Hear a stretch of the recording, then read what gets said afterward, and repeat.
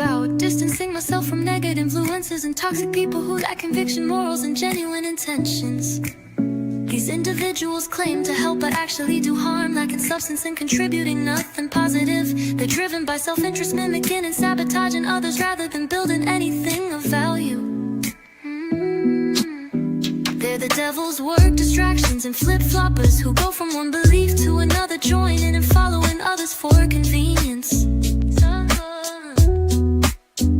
I'm staying true to my values and faith, avoiding those who try to manipulate and deceive. The Lion's Den represents a challenging environment where debates and conflicts arise around faith and beliefs. I'm critiquing individuals who claim to care about people but are actually self-serve and taking information at face value without discernment and failing to support their own community. I'm staying sucker-free from those who align themselves with a demon mentality and try to destroy others.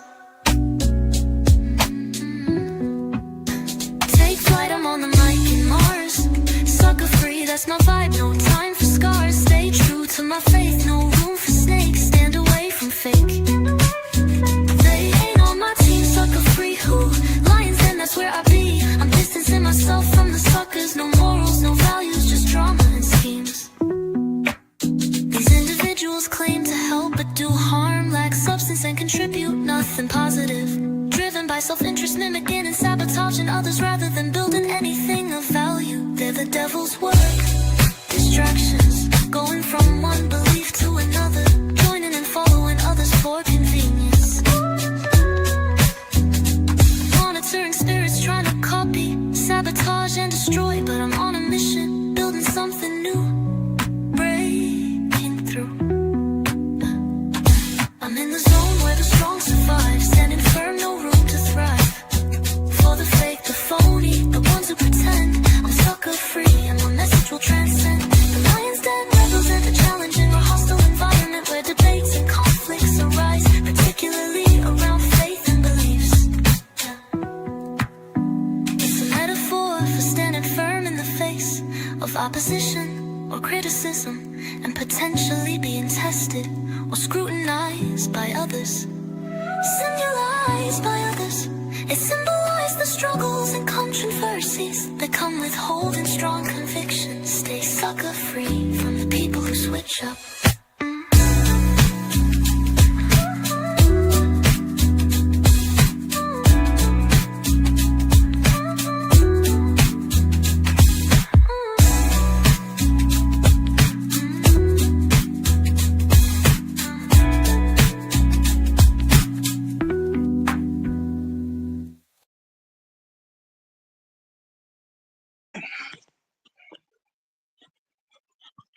Once again, putting it down for you and yours.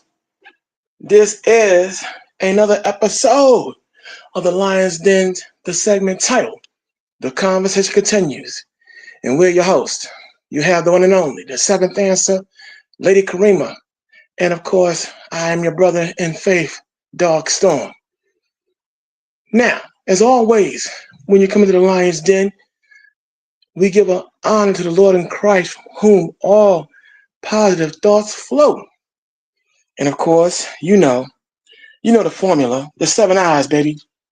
That is independence, integrity, insight, influence, inspiration, information, intelligence, which all equal the sum of the facts that we bring. And what's the facts? That's frequently accurate, correct truths. And of course, when you step into the Lion's Den, you also enter the grand ultimate truthality social media experiment. Also, when you roll with the Lions, you're rolling with the pride, because we PRIDE.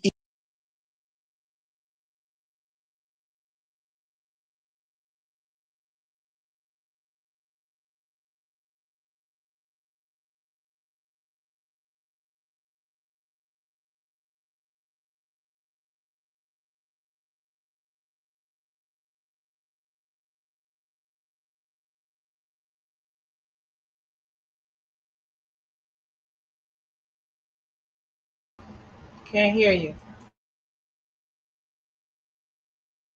Hold on. Wait a minute. Now, can you hear me now? Can you hear me now? Yep. All right. And before we go any further, okay, look, YouTube, I need for you guys to stop messing with our configuration, okay? Stop. Just stop. Okay? They playing games already. And we ain't been on here, we ain't been here but about what, a hot minute? Anyway, moving on, like I was saying. Like I was saying. All right. You know, we're the anti-coon movement, one of the many factions. And of course, this is the home of point counterpoint. Because sometimes we may not always agree, but we can enter debates and we can, how you say, help each other, reach each other, teach each other. And we keep everybody, that keeps everybody honest. It's a good thing. Also, we come with the biblical formula of the book of Isaiah, the 41st chapter, verses 21 through 24, which tells us that when we enter the zone, produce your cause and always bring forth your strong evidence. Then First Thessalonians, the 5th chapter, verse 21 tells us to be ready, willing, and able to prove all things, which is exactly what we do. And you're always going to be hit with Virgo energy. That's right. We're analytical, tactical, critical, political. But we always strive to never be hypocritical. And last but not least, when you come into the Lion's Den as set forth by our beautiful family member, Iron Manna, you're to wipe your feet, mind your manners, conduct yourself in an orderly manner, and enjoy yourself. Because if you get out of line at any given time, well, the seventh answer, she will scoop in and kick you up out of here. I mean, break you down with the quickness, work you out like physical fitness, hit you with so many, get up out of here so fast, not even a Jehovah will be able to witness. All right? And I'm going to just sit back and go, because you was told. Because see, if we're hospitable host, we want you to be hospitable guest, respectful guest. And so now with all these formalities out the way, we've been lined up on runway 8. And when you turn 8 to the side, it's infinity and beyond. Okay? And we're talking about the weather and other issues and the monkey outbreak. We got a lot going on. Now, as always, the one thing we pride ourselves also here on the Lion's Den is that we are not going to deprive you in any way, shape, or form. And by that I mean, not only do we do our research, not only are we on our game at all times to bring you nothing but high quality information so that you out there in Lion's Den land can make your decisions and make your preparations as to what and how you're going to live your life. We also seek out like-minded voices. See, one thing about this formula is this here. We are not here to compete with anyone. We don't look at anyone as competition. This black media spectrum is rife with a lot of voices out there. And these are some voices that I actually listen to, Seventh Answer listens to. Okay? And sometimes we'll bring in and we'll feature from time to time different voices and everything else because, like I said, we're bipartisan. If you don't know what the word bipartisan means, it means even if we have different incremental differences on certain points of views and visions, one thing we are clear on, we can work with anybody or we can feature anyone because, again, we are secure within ourselves. And all you out there, you know how we give it up. You know what we do. Like I said, the Seventh Answer and myself, we're like Inspector Gadget. We're always on duty. And like Richard Pryor, Sharp Eye Washington, we study on the case. But I sometimes like to go out along with Seventh Answer, and we'll bring in people in different voices and stuff. Now tonight, what I'm going to do is what we're going to do is we're going to in no particular order, but we're going to feature certain of a brother that I like in particular. Do be bringing heat. We have differences in certain areas, but still he's on the right track. I'm a feature him and everything else, but because it's certain things that we brought out that he's been talking about. There's certain points that, he saw and everything else. And I like to just make sure, because that's what the Lions Den is about. Like when you see how Kareema rock out here in the Lions Den, she features any and everyone. If you are relevant and intelligent, okay, she's not dogmatic or autocratic in any way, shape, or form. You get a whole variety pack here on the Lions Den. So in that formula, we feature people who make sense. And I'm going to have a brother, I'm going to show a video by a brother who calls himself New Breed. Okay. And his point of view on the issue of what is impending, because you've heard myself and Seventh Answer, we've exposed and we've connected and shut down and exposed all the corruption going on right now as we now go into the issue of the, what do I call, the EBT connection. All right. And of course, we have this brutal storm system, Hurricane Melissa, wreaking havoc.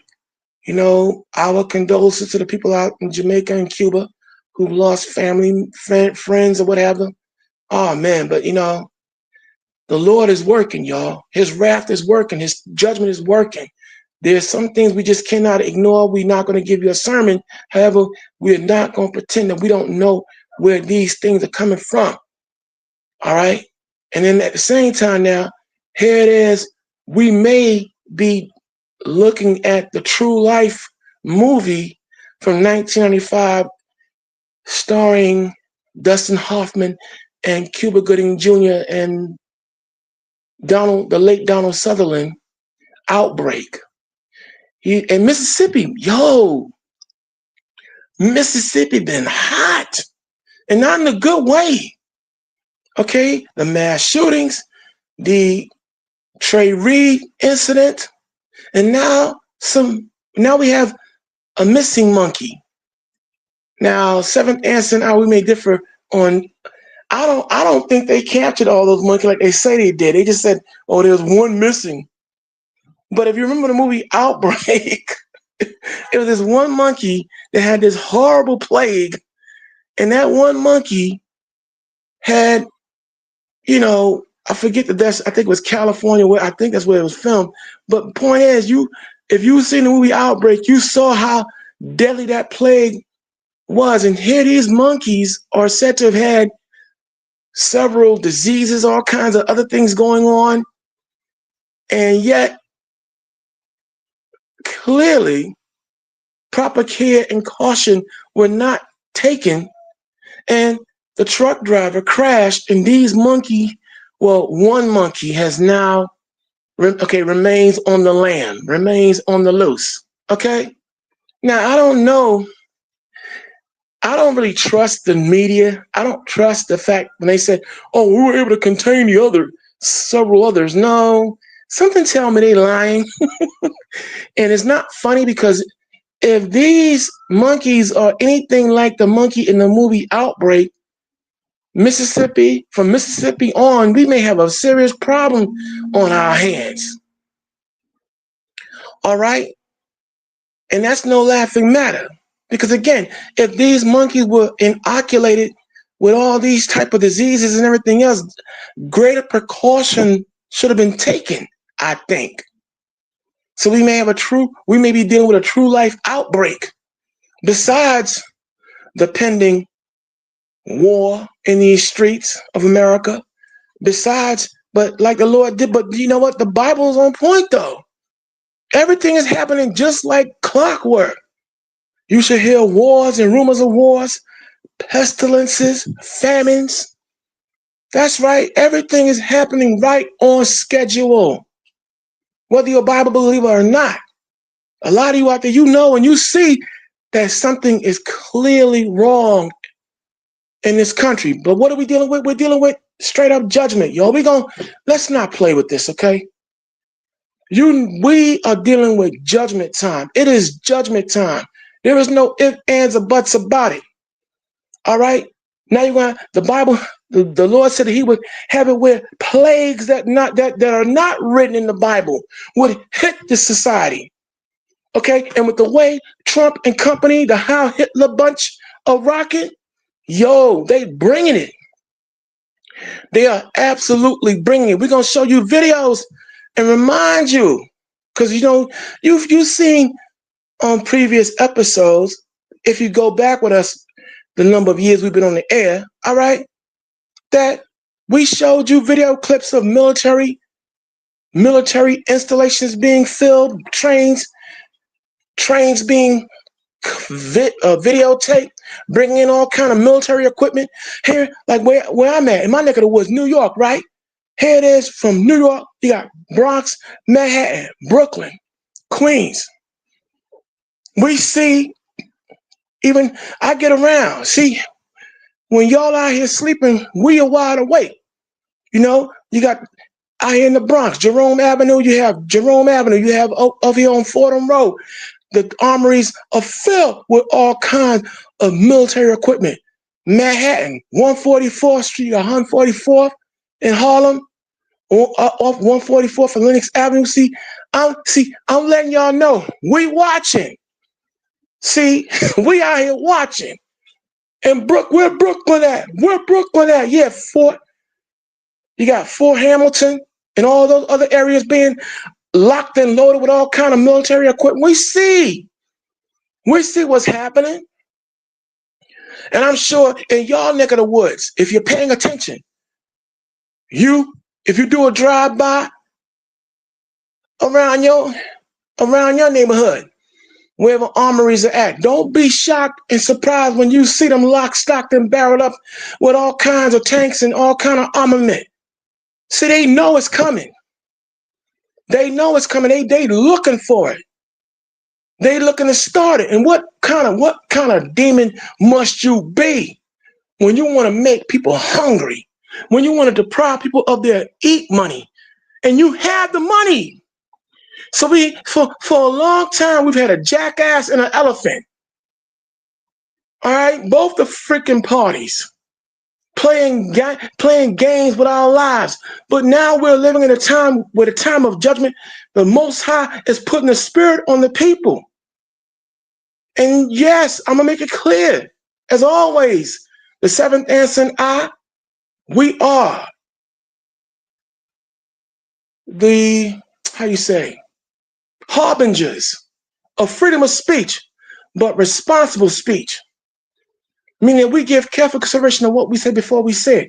And we don't advocate no kind of sedition of any kind. We don't advocate no kind of violence of any kind. We are not co-signing any kind of murder, subterfuge, or whatever you name it. But we are saying this here. To those of you out there putting all these wicked policies into place, if you think January 6th was something, you ain't seen nothing yet. You ain't seen nothing yet. You think people are going to sit by while you out here giving goddamn billions of dollars to Argentina, to freaking Ukraine, Israel, and everybody else? And here it is. It's rumored now a $6 billion emergency slush fund is ready to be tapped and could accommodate the people on EBT and whatever have you. And y'all not gonna give up that money? You're gonna have a fight on your hands. You think 46 million plus people are really gonna stand on these food pantry lines? Then you in for a rude goddamn awakening. And now what we gonna do is the seventh answer. She's already ahead. Like, this is why I call her seventh answer, because she already be 1, 2, 3, 4, 5 more steps ahead of me. All right. She's a master of her craft. She's already ahead of me. And we're going to show you varying videos showing you what's been mounting over these last number of years. So fair use, Shaw. These are all different shorts, but this is what they've been doing right under our nose. But see, if any of you been sleeping, don't worry. You got the seventh answer and myself on the case by way of the Most High in Christ. Go to work, seventh answer.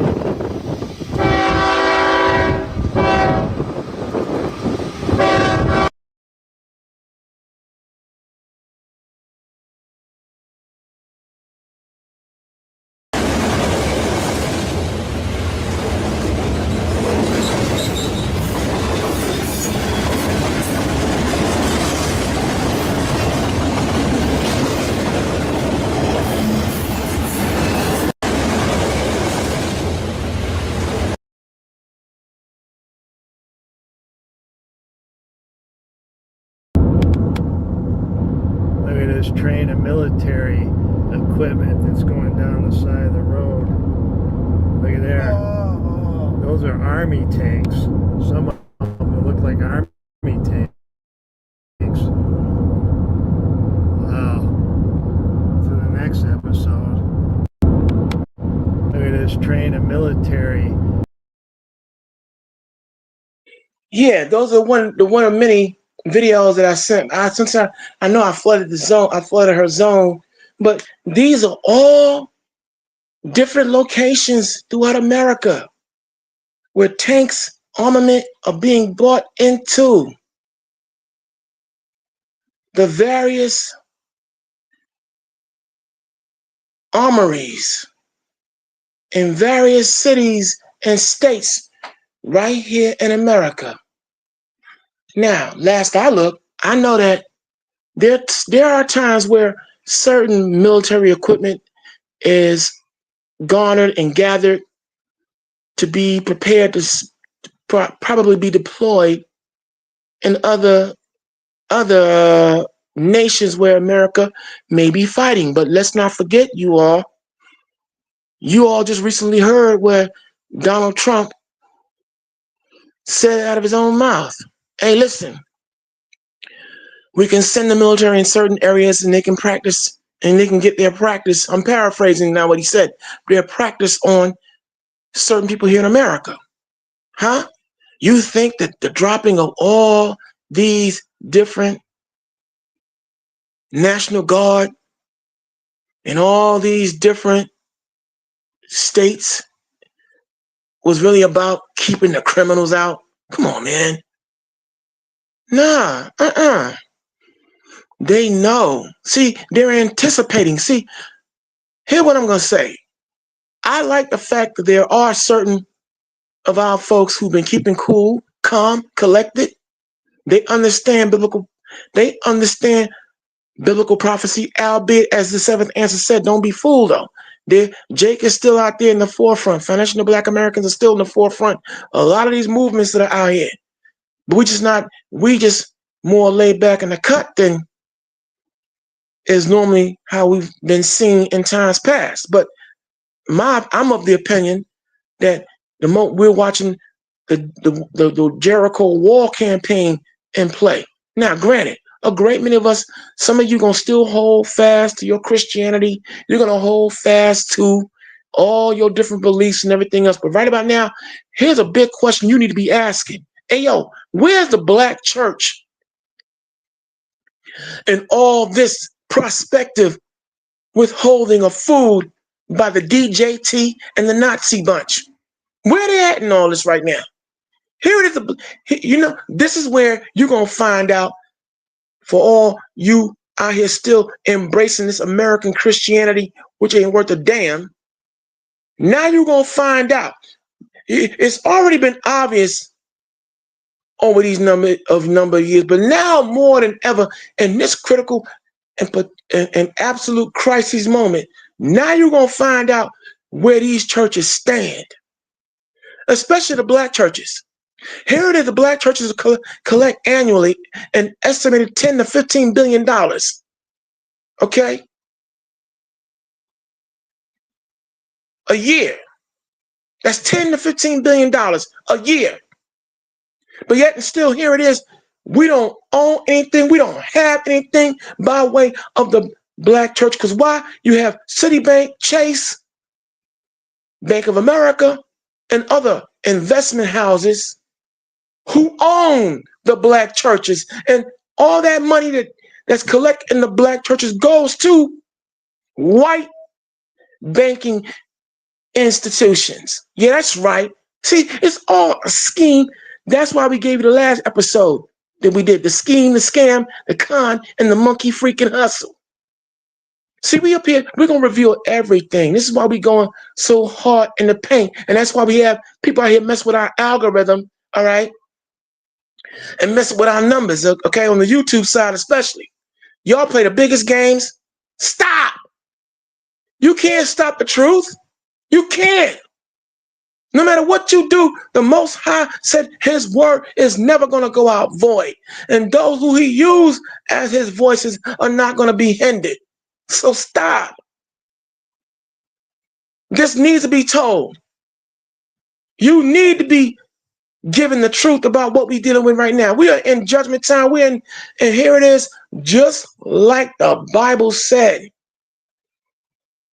These demons are revealing who and what they are. Because you have to be a super demon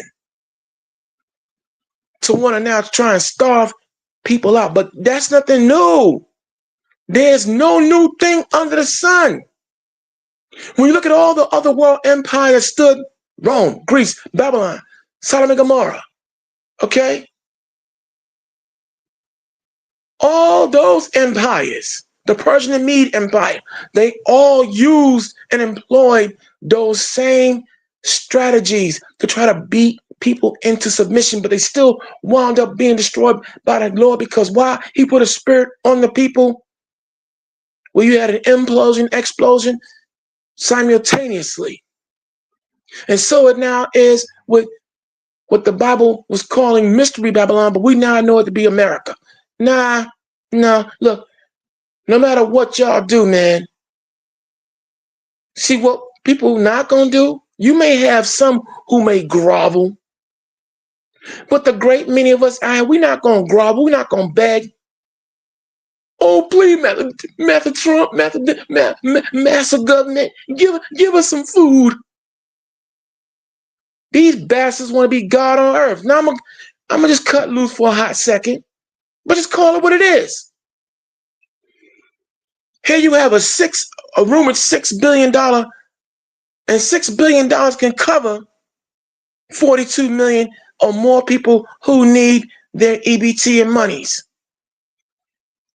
And these skunks, both Democratic and Republican, all right? Because we've been telling you for a long time also that you have rogue elements of both the Democratic and Republican Party who don't give a rat's behind about we the people, and especially we, the chosen people of the Lord, the children of Israel. See, we understand that we are the primary target because, again, although the Lord can't come fast enough for me, I'm sick of being here. I'll make it clear. You got these fools talking about they got black fatigue. Well, we got what? We tired of y'all too. We got Esau fatigue too. How about that? Okay, here we go. The Commander-in-Chief, Donald Trump. Let's see what he has to say. You know, everything is fake news, according to him. I'm the king. I'm a nice guy. Come on, seventh answer. Why you got to pull a video on me and expose me? Come on now. Run a tape, Kareema.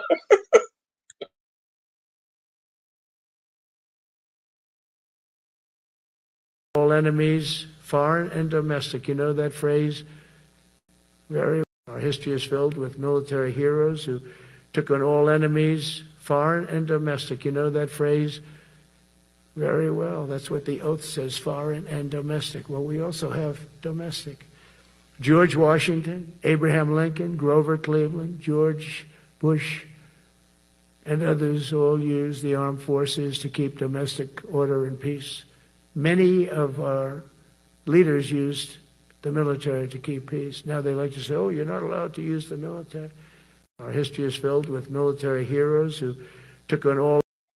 I think Did you hear that, y'all? The problem is the enemy from within, not even the people that have come in and destroying our country. By the way, totally destroying our country. The towns, the villages, they're being inundated.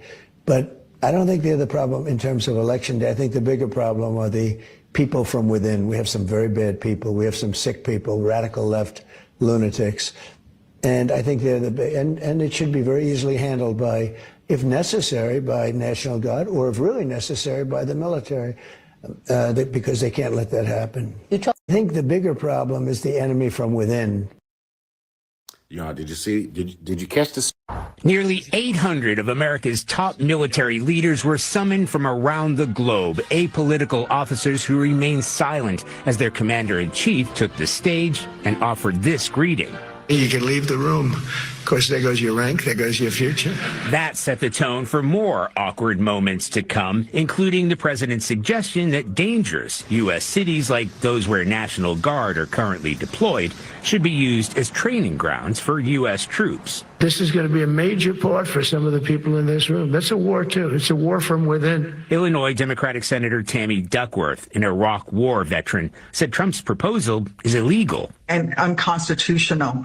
You cannot deploy our military onto the streets of our cities. Defense Secretary Pete Hegseth opened the meeting and ripped into diversity initiatives put in place by previous administrations. No more identity months, DEI offices, dudes in dresses.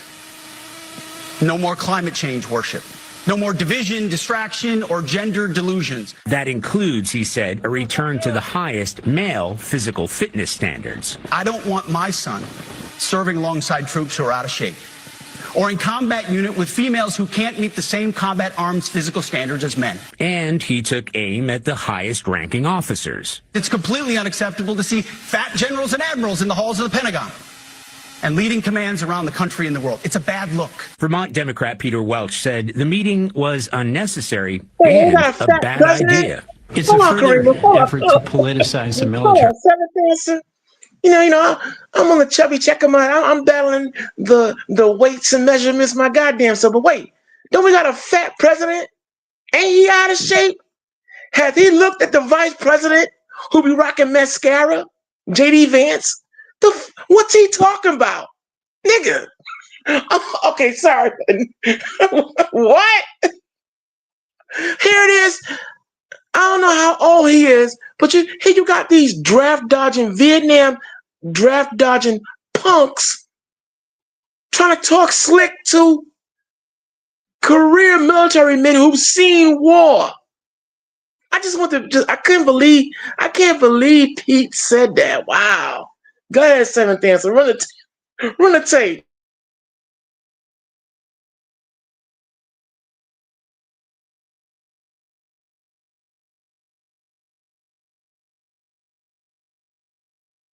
It's very, very alarming. There is no reason to bring all of these people at enormous taxpayer expense to Washington to get a pep talk. Hegseth told the audience they could disagree with him, but the words I'm speaking today are making your heart sink, then you should do the honorable thing and resign.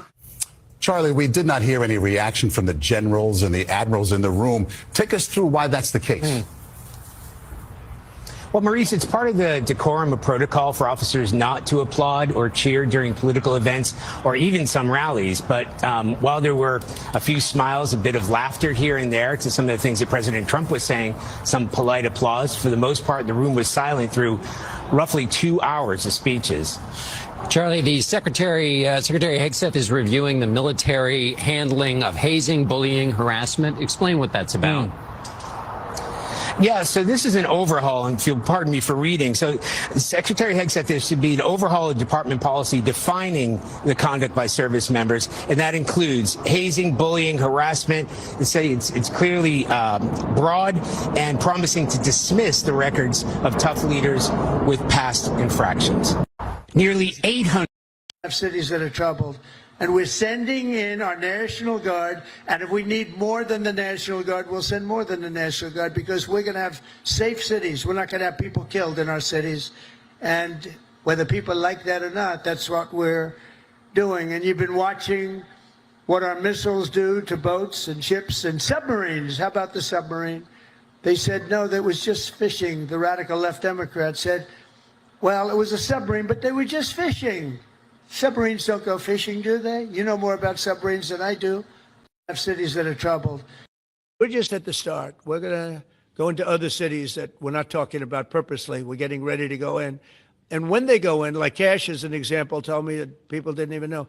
5 months ago, they went into Chicago, and they started doing a lot of work in Chicago. And we brought the numbers down a little bit. And but that really was just preparatory work for what we're going to do with the surge. We're going to have a surge of strong, good people, patriots, and they're going to go in, they straighten it all out. So a lot We're just at the start. He's going to finally give a direct order to deploy paratroopers into the streets of Washington, D.C., and I'm thinking with weapons and bayonets. And this would be horrible. We're just at the start. He's going to finally give a direct order. Yesterday afternoon, the Wall Street Journal reported that the Pentagon, the so-called Department of War, had, let me get the language right, had ordered forces to focus on, quote, rapid mobilization of troops against Americans. This comes the same day the president said the courts wouldn't stop him from using the Army, the Air Force, the Marines, the National Guard against Americans across the country. What in the hell is going on? And I guess I could ask, where's the Supreme Court right now? But where is the Senate? Where is the House on this? Yeah, I mean, look, I think what we're experiencing under President Trump is one of the biggest reorientations of the U.S. military towards, obviously, our near abroad and what's happening in the Caribbean, but the use of force inside the United States. I mean, it is significant what we are seeing. And yesterday's announcement is just another piece of that, you know, standing up units that are going to focus on quelling unrest. Again, is something that, as someone who did 3 tours in Iraq and places abroad, served abroad, I've only seen this kind of thing in other countries.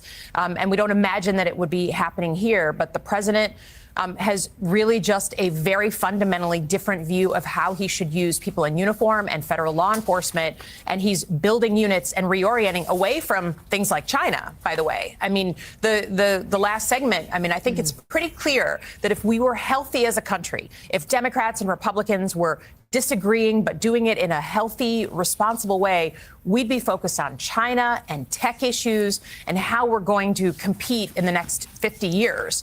We'd be focused almost exclusively on that. But instead, the president has reoriented. He's rewriting all these strategies to focus on the homeland. Fine. That sounds fine on paper, but it's about using uniformed military inside the United States. Completely and fundamentally un-American in my mind. And I told Pete, we should use some of these dangerous cities as training grounds for our military, National Guard, but military. Because we're going into Chicago very soon. That's a big city with an incompetent governor, stupid. And I told Pete, we should use some of these dangerous cities as training grounds for, I told Pete, we should use some of these dangerous cities as training grounds for our military, National Guard, but military.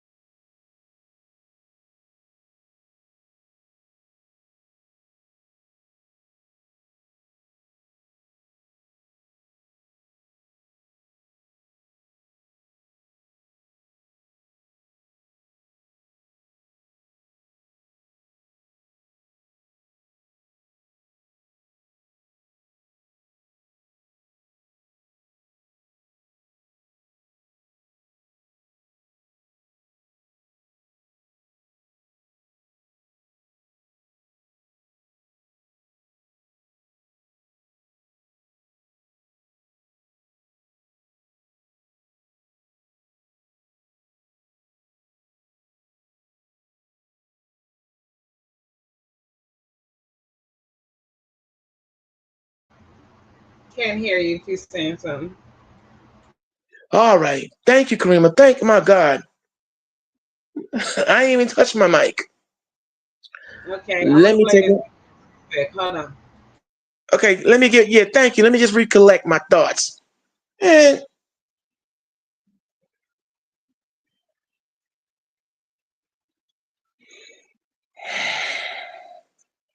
what the fuck am I like? Hi, I'm wondering why Congressman Aaron Bean thinks it's acceptable to voluntarily starve people. There is a huge update in the Sonia Massey murder case and the former. Believe me, if Donald Trump started looking into our first story. Congressman Aaron Bean, how can I help you today? Hi, I'm wondering why Congressman Aaron Bean thinks it's acceptable to voluntarily starve people to death to try to, like, as a political bargaining chip. Why does he think that's acceptable behavior? Which version of the Bible told him that that was acceptable behavior? The Congressman doesn't find that acceptable. In fact, that's why he voted for the continuing resolution to keep the government. Well, then why are they voluntarily not using the USDA lapse of funding plan that allows SNAP to be paid for even during a shutdown? Because I know their BS lies that this is somehow the Democrats' fault, that they don't know how to negotiate. They don't know that if you need more votes, what you have to do is negotiate to get more votes. It's fucking third grade logic. They don't seem to understand that. So even if they're going to blame Democrats for the government shutdown, which is, again, I don't know how it's offensive that he thinks we're that stupid to believe that. But even if that's the case, there's an emergency fund for this very situation that they're voluntarily choosing not to use. They'd rather us starve. It's absolutely disgusting. So why isn't he using that? Well, that is a fund at the U.S. Department of Agriculture that the president would have to tap into. Okay, so why aren't they calling out the fact that the president's letting people starve instead? Why are they blaming Democrats that the president won't use the emergency fund to prevent people from starving to death? All right, ma'am, we don't need to use the language. You and I can have a perfectly civilized conversation. I'm not civil with fascists. You know what's so embarrassing is that you're more offended by my language than the fact that you're working for a regime that's going to starve Americans to death. How are you not embarrassed? Well, ma'am, I'm trying to have a conversation with you. Much like my other colleagues, I'm an unpaid federal employee at the moment, so I understand. Yeah, that's even more embarrassing, by the way, that you're working for free for a fascist regime. But go ahead, have a conversation. Feed me your lies. I'm trying to answer your question, so okay. Take the Go ahead, answer. Go ahead and answer why Mr. Bean has not called out the fact that the president has an emergency fund. He found a way during the shutdown to give another country $40 billion of our dollars, but we have a fund that's laid out to prevent people from starving during a shutdown, and he's not using it. And Mr. Bean has said nothing. He's blamed Democrats for that. Well, the Democrats are the ones not voting to open the government, and I think that's his point. Hey, so let me... Of course, sorry, go ahead. If you want A and somebody else wants B, and you need that person to agree with you in order to get what you want, then what do you do? Do you say it's their fault for not caving to your, by the way, the plan to take people's health care away instead, to kill them by curable illness instead, to raise the cost of their health care by $16 grand a year, which is the plan that they want to pass? Or do you negotiate? Because that's literally what we hired. You're interrupting. How are we going to have a conversation if you don't let me talk? Their job is literally to negotiate. What's the offer on the table? Go ahead, tell me. The offer on the table is a clean continuing resolution that was written by Chuck Schumer back in 2023. They voted on it 13 times over the last 3 years.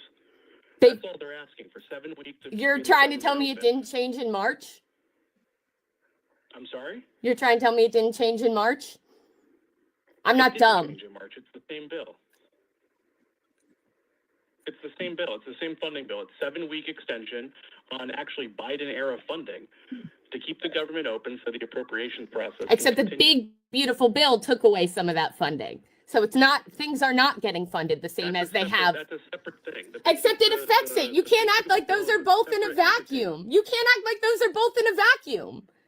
That's insane to pretend that they don't affect each other. Exactly. They're both funding bills. They both affect how we're funded.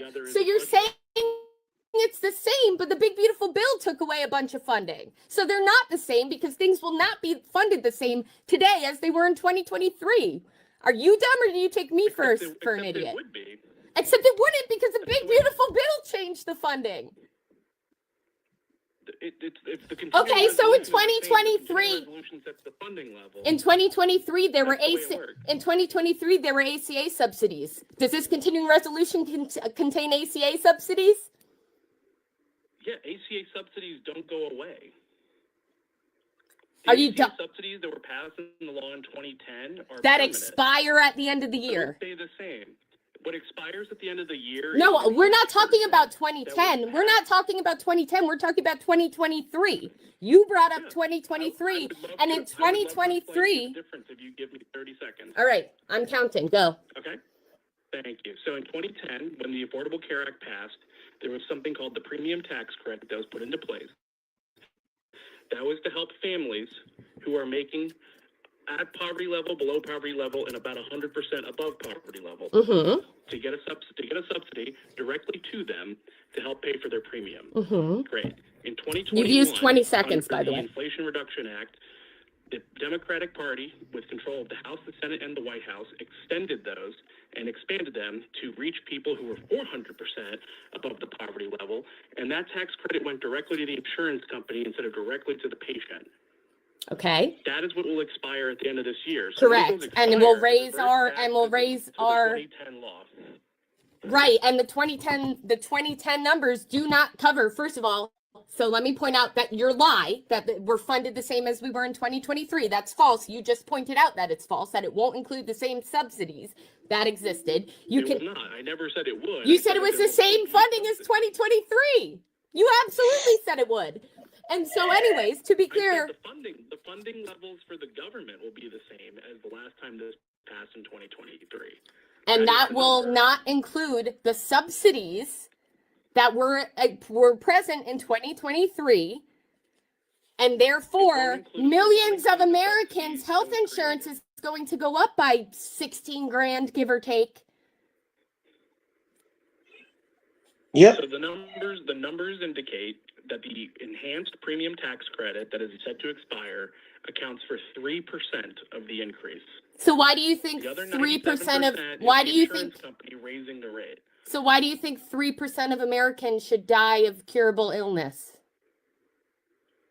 I don't think 3% of Americans. Well, then why are you okay with them losing their health care? We're not okay with them losing the health care. That is why. Well, you just said the bill that they wanted to pass. No, we passed the continuing resolution in March with the understanding that between March and September, we were going to figure out how to get those ACA tax subsidies or ACA subsidies under order. That was never brought up on the table by Chuck Schumer or anybody. They've never discussed subsidies? That was never part of the conversation. So I don't know who's telling you that, but that was never part of the conversation in March. And March was simply to keep the government open, as was the vote at the beginning of this month was to keep the government open. Regardless, I'm here watching you twist facts in real time. You just said everything's going to be funded the same way it was since 2023, and then we just discussed how it was not. The Democrats are not willing to pass a bill without those subsidies. And guess what? They need Democrat votes. And so they need to negotiate. That's literally their job, to negotiate when they don't have the votes, which, by the way, is bullshit that they even have to do. They can open the government today without a single Democratic vote, and you know that, and so do I. So to blame it on the Democrats... You need 60 votes in the Senate. Try Googling, quote, nuclear option, end quote. I'm not dumb. Right. Stop taking me for an idiot. I know they can. If you want to use the nuclear option, just that opens the door to a whole bunch of craziness. If you want to do not because we don't have craziness right now. The president just knocked down the White House with not a Republican speaking out. Don't tell me we might open the door to craziness with the nuclear option. This fucking administration is doing whatever the fuck they want without a single Republican getting some balls and standing up. And now they're giving Democrats the option between letting people starve to death or letting people lose their health care, and then whining that it's someone else's fault. When again, not a single soul has called out the president for not using the emergency fund that is in place for this exact situation. So shame on you for working for this. How do you sleep at night? You're working for a disgusting fascist regime that is trying to kill Americans. You're absolutely shameful. I hope you don't think you're getting a job after this regime falls. This is going to live on your resume forever and bring shame on you forever. Your kids are going to change their names so they don't have to be associated with you. You're a poop stain on our history. Ladies and gentlemen, like I said, see, that money, that's $6 billion she's talking about. $6 billion. And they sitting on it. Now, okay, yeah, the Democrats ain't all peaches and cream, but no. This is all Republican, as she said. Okay, the way they just ripped a lot of people off of Medicaid. But then again, the seventh answer showed you where that money is going. To all those white Afrikaners they're bringing over here, right along with the continual Ukraine white replacement of you white Americans when the DJT and the Nazi bunch declare war on you. See, that's why you tuning into this show. You tune into the Lion's Den on the low, because you know we gonna give you the score. Now you heard what she said. You heard how this dude lied through his teeth and he double talked. He used little slick talk here and there, thinking she wasn't listening, and everything she was clapping on him. I remember Chuck Schumer, as we call him here in New York, definitely indeed put into play modifications that would extend affordable health care. But just like that, on the drop of a dime, the DJT and company have just ripped it off. People out here who are in desperate need and legitimately needed it. He took it and took all that excess money and rounded it up to give to Argentina. The rumored $9 billion he gave to Zelensky, Ukraine, not to mention all the other money he's siphoning off to prepare to go to war against those here in America who they know they gonna rebel. And the biggest people that are gonna rebel on this, you better believe it's gonna be them white folks. Oh, see, when you go messing with their money and you go messing with their well-being, they don't sing, they're not gonna dance, they're not gonna do no freedom rides. No, they coming for a bucket of blood. They're not playing. See, they understand that. But when you go back to the videos that the Seventh Answer shows where you heard Donald J. Trump, notice how he referenced, well, you had George W. Bush. No, you had George Bush use the military and other presidents who use the military to quell any violence or lawlessness. Now, let me take you back. When you had George W. Bush as the president and things were upheaval after 9/11 and the things they were bringing into play, along with Arnold Schwarzenegger, okay? Do you remember how much military and all kinds of the arresting of American citizens was going on in that time frame? Huh? We take it back to George Bush Sr., head of the CIA operations and one of the founders of the COINTELPRO, counterintelligence program, when they were using soldiers and military personnel to quell many of the civil rights movements, marches. Dr. King was launching SNCC, the Student Nonviolent Coordinating Committee, the Black Liberation Army, and all the other who's who of liberation and control, the Black Panther Party. Yeah, they were using the military way back yonder. But we're looking at, and then don't forget, back, for those who go back that far, to 1983. 1983, when you had MOVE. I forget what MOVE stands for, acronym. Hold me to it, I'm gonna look it up. But anyway, 1983 in Philadelphia, you had then Mayor Wilson No Good, or Wilson Good, give the executive order by way of the then governor to go in and bomb these people into the Stone Age. They bombed and knocked out 2 neighborhoods to kill those people in 1983. See, that's the case record. That's what they do. And so you heard what the DJT said. George Bush has used the military, and we're gonna if we have to use the military to quell the violence. Quell what violence? First of all, when someone is raising up to defend themselves because they're tired of you bullying them, stopping them from being able to feed their families. Because see, don't get it twisted. A great many people, as the seventh answer has proven and shown here, who are on these programs are hardworking. Don't believe the propaganda of the, we've already debunked and shown you the lies of the Republican conceived black welfare queen and black men being the welfare king. All right. All that was put together by Ronald Wilson Reagan way back in the 80s. We've already debunked all that, and we've shown and proven using statistical data, current statistical data, that shows you who are the biggest recipients of the welfare and SNAP benefits and Medicaid and all that. But see, for all you, well, yo, my maggots, come on in, come in for a second. How you feel right about now?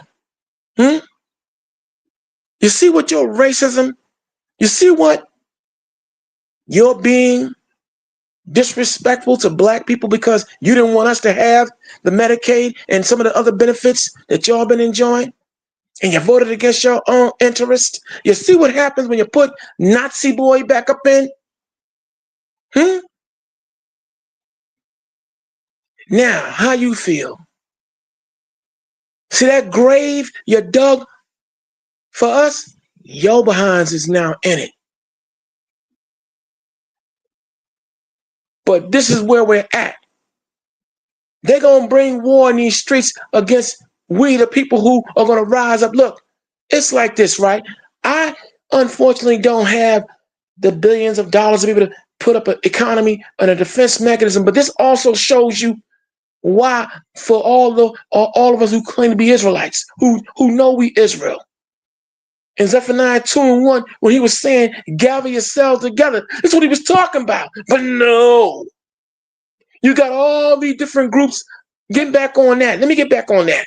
You got all these different groups out here hot dogging, grandstanding, doing all these marches, and everything else just to be seen. But what are you doing collectively for the people? All these camps you hot dogging and you're grandstanding, talking all tough and militaristic, but what you doing for the people? Huh? See, I know the insides and outsides on that issue. Yeah, sure. Where's the most, huh? No, nigga, nah. Stop. And I'm going to say it just like that because, see, some of y'all have proven to be no damn good either. And sold out and everything. This is why he was saying, Zephaniah 2:1, to gather yourselves together. Now it's going to be forced. We could have been had our own set up and ready for this very moment. But again, for all you out there, and for you have to forgive me. Let me just calm down and not let my emotions get in the way of having this discussion and bringing forth news and facts. So forgive me. I'm having a flashback of on a personal level. But getting back on what I was saying, remaining scholarly. For all you out there, you black churches, man. Now pay attention to how these black churches, the black clergy, have for years stood by and allowed all these lies and propaganda to be told about us. For all you Christians out there, you Baptists, you Methodists, Episcopalians, all y'all, and embracing all this falsehood religions. Where you at right now in the face of deliberate starvation of people? Why are not the clergy and others repudiating and denouncing and renouncing this current government regime? Call it what it is. You know why? Because under the 501c3, what I call the 666 plan. And why do I say the 501c3 is the 666 plan? Using the communicative law of math. You got 5 plus 1. The zeros, you can just remove that. But 5 and 1 plus 1 is 6. 1 plus 5 is 6. C is the third letter of the alphabet, right? So the 501c3. So 3 plus 3 is what? 6. You see how they play in your face? And many of these churches, and yeah, even some of these Israelite groups are now under the 501c3, or all under, that's right, Big Zaddy Satan's control. Yeah, that's right. So everybody on the hot seat. But we showing you what's getting ready to go down. And listen, look, real talk.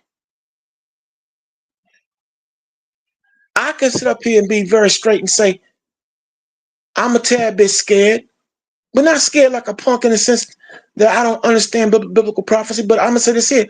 It's one thing to read the Bible, y'all, but not to live it, to see it unraveling bit by bit.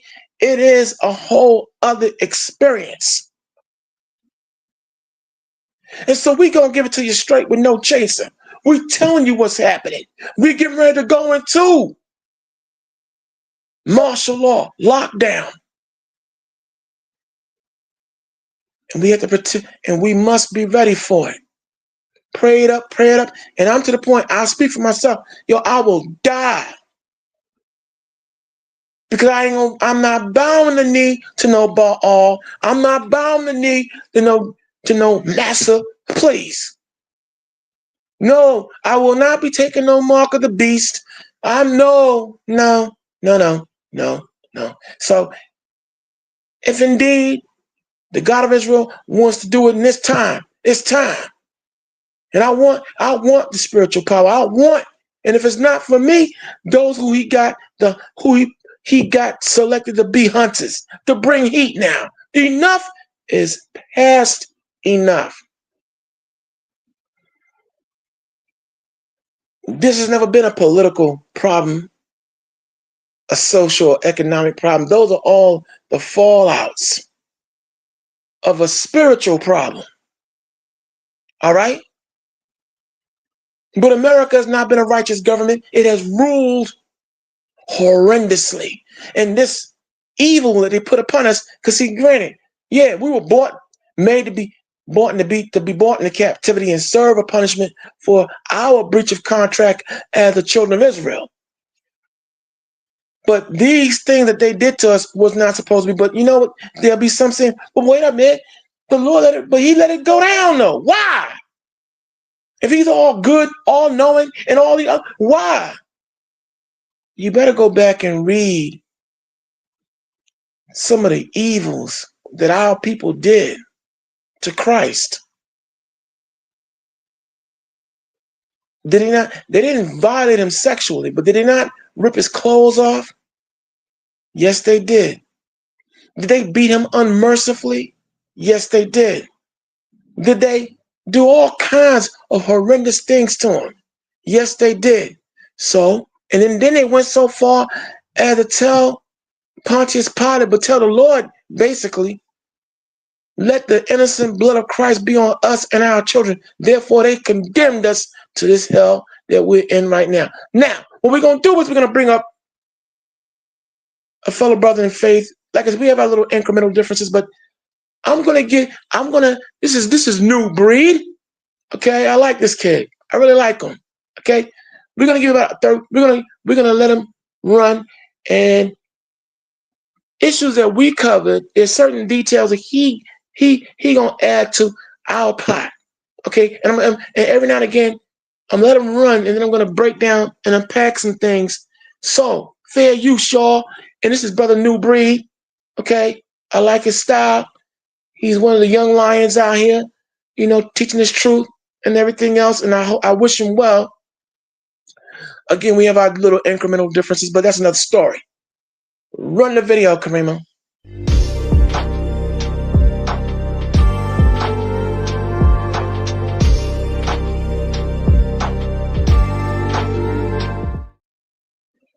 Hold on, Kareema. Before you run the tape, right? Before you run this video, Jay Snake, let me answer what I mean by monkey outbreak. Perhaps you haven't heard the story. There were in Mississippi on the I-95, a truck crashed carrying disease-loaded monkeys. If you haven't heard that story, disease-loaded monkeys. Now the CDC, if you looked at the video, when you look at the video and everything, you'll see how they were out there wearing hazardous material suits, all kind of suits to protect themselves. They claim that they captured most of the monkeys that escaped, but there's one that's on the loose. And the reason I say monkey outbreak, I don't know how old you are, but if you go back to the year 1995, right? There was a movie called Outbreak, starring Cuba Gooding Jr., Dustin Hoffman, and the late Donald Sutherland, that involved a monkey who carried a disease, a plague, that when he was brought over to America, oh man, the outbreak that took place, it jacked up a lot of people. So that's what I'm alluding to when I say monkey outbreak. Because Mississippi, there's a monkey out there somewhere in Mississippi on the loose with all kind of diseases in it. And I hope it don't put the bite on somebody or food or whatever, because Mississippi, y'all been hot this year, man. Damn, y'all can't catch a break. And I'm not joking when I say that. So with that being said, I hope that answers what I mean by the monkey outbreak, my brother. Let's go to work, Kareema. On overseas. He's over there bombing drug cartels, and also he's out here sending $40 billion to Venezuela. Meanwhile, the people are hungry in America. And he's just simply using that as leverage. It's real wicked. But hey, we're in that Antichrist system. This is the Antichrist beast system. Let me see. Somebody says the Democrats aren't getting money for illegals. Somebody said they're flexing it, but they won't achieve it. Oh no, they're purposely having this stalemate. Democrats have been trying to really put Trump in the spotlight on this, but even Republicans agree. He is the leader of their party. They have been loath to do much up here without his approval. And until he changes the posture of saying the government reopens and then negotiations happen, I don't think anything is going to be changing. And before we talk more about the politics and all of that, let's talk about the people who are really suffering because of this shutdown as the impact reaches new levels. Today marks the first day air traffic controllers will miss a full paycheck. Ariel, what's been the effect there? Ladies and gentlemen, air traffic controllers missing full paychecks. The AI is about to take over the planes. Anytime you see air traffic controllers not getting paid, we have a problem in the country. We have a serious problem. See, that $500 billion on AI, you're seeing what's happening. Do you really want artificial intelligence being your air traffic control, having control over our lives? Hey, this is y'all's president. And you know what? MAGA, they really can't defend this. MAGA, they really can't defend this type of stuff. But let's go.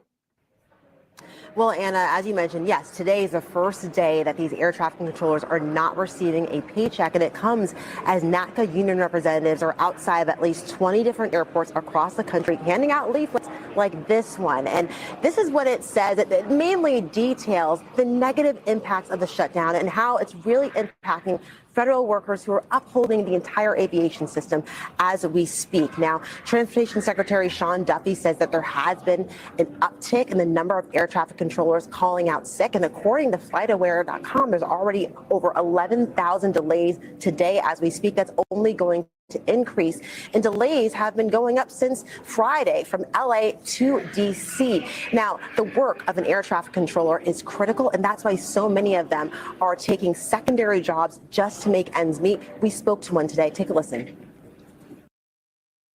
Imagine being able to build an app with your name on it just by thinking about it. Meet Base 44.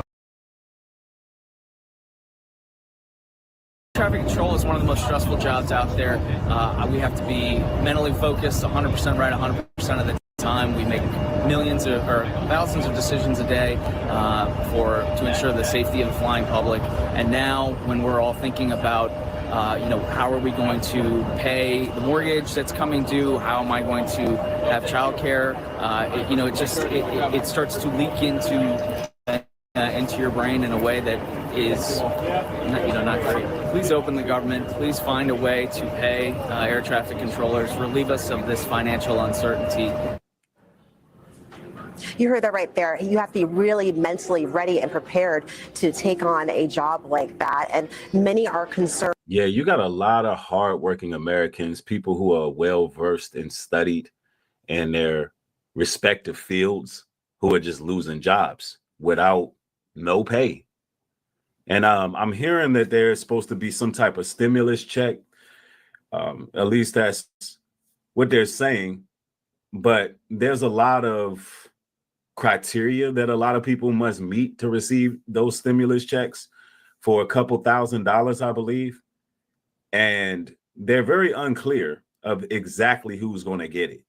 So, and in this day and age, every head of household definitely should get that stimulus check. But this is what they do. They starve people out. They do so much evil, and then they have to do a little good to keep you wrapped up in the system.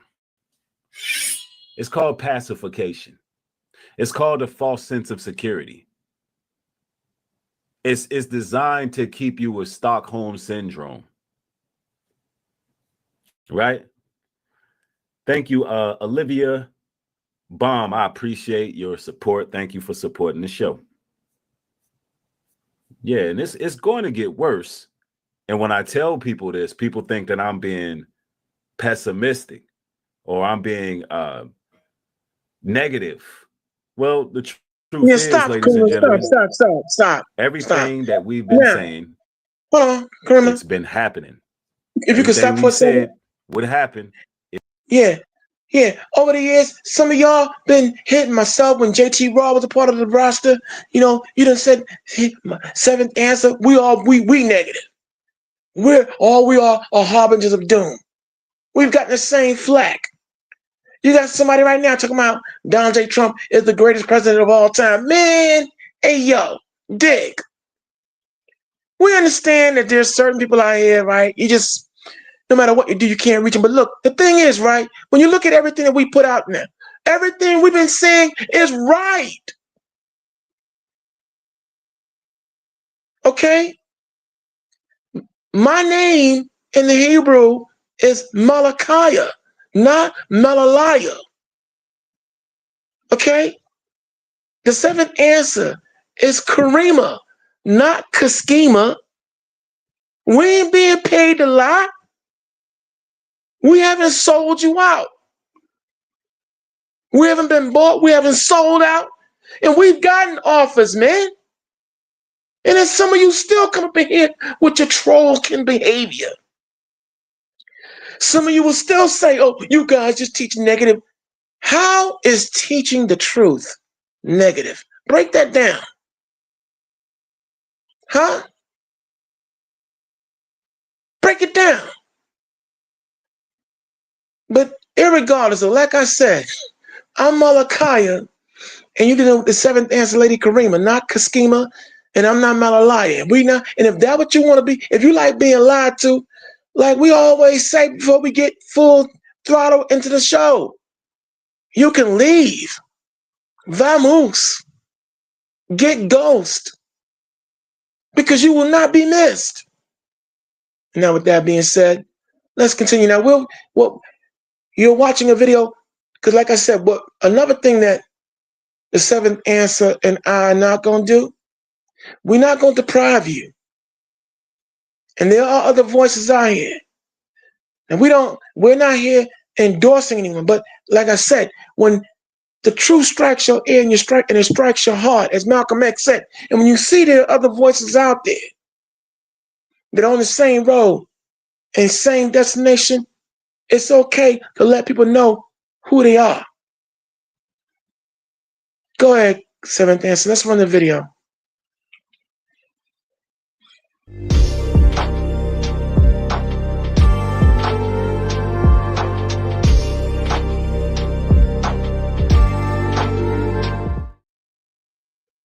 It's happening.